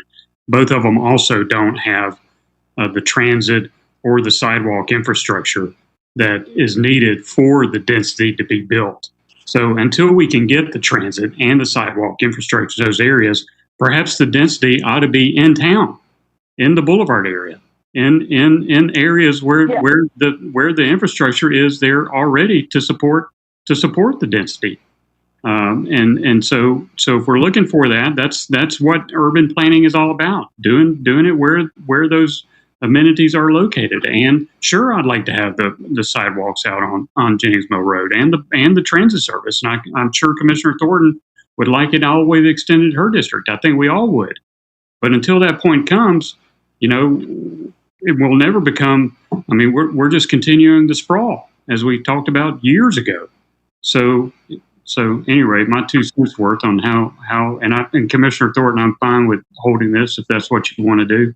I'll be fine with that. So thank you. Anyone else before I circle back to Evita? Go ahead, Evita. I was just going to say I agree with Commissioner Link wholeheartedly. But I do remember over a year ago, there was one of your housing complexes I was wondering about as far as affordability. I have spoken to Kelly. We need to look at that as a policy for all developers. I think we've seen major growth as far as housing that is not affordable in other districts. So that is why I asked to table this so I could look at other options. But let's all kind of look at our own districts and see what we're agreeing to as far as housing is concerned. And affordable housing should not just be in the suburb areas, but in town areas also. So that's why I asked for the 30-day table, so I could investigate that. But I do appreciate your comment. All right, thanks everyone. We will follow up on this. And as Brad mentioned, we've got 2 text amendments. Brad, do you want to talk a little bit about the appeal procedures in item number 20? I'm showing 20, Mayor, as home occupation. Oh, I'm sorry. I'm happy to talk about that one. Yeah. You start with appeal, however it's numbered. Okay. On my agenda, I'm showing text amendment to home occupation daycare as number 20. This is a text amendment that was generated out of government operations, I believe, and then it comes back to the planning staff for preparation for planning commission recommendation back to you. This was simply an amendment to the home occupation ordinance to allow up to 6 children in-home daycare where it is currently 4, and this brings it into line with current state limitations on it as well. So the recommendation is to approve the text amendment and make the change to 6. Great. Thanks, Brad. And we, of course, approved this unanimously when it flowed through this body over to the Planning Commission. Any further input on this at this point? All right, moving on to the last one. Okay, last one. This is a staff-generated text amendment for your consideration. This comes out of Section 9.4 of the zoning ordinance, which is our procedure section, specifically dealing with the process for filing and going through the appeals procedure to certain types of actions. It's simply, it's basically almost a scrivener's error. In one section, it refers you back to a previous section on how to follow, and that reference back is the wrong number. It missed it by 1 section. So it's simply changing the reference back. Something that's lived in this ordinance for 20 years now, and it took us that long to find it. So, that's all this is about, is just cleaning it up to make it consistent with what it really should be. Planning Commission's recommending approval of the proposed change. I hope staff enjoyed the hunt for this. Any input on this? Yeah, Andy. I don't really have anything about this, but I just noticed on this one and the last one, both of the both of the pink sheets at the beginning have the date of August 6, 2018. Is that just a mistake, or is there anything, or is there a reason for that? We have not been working on them that long, so that is a mistake, and we will get Good catch. Thanks, Andy. All right, we'll update that for the voting meeting. All right, Professor Herod, batting 1,000. All right, I think we are ready to enter executive session. So, public information, just let me know when we're off the air, and we'll be ready to go. Does everybody want to take a 10-minute restroom break? Yes, please. Yes. Okay. All right. See you in a few.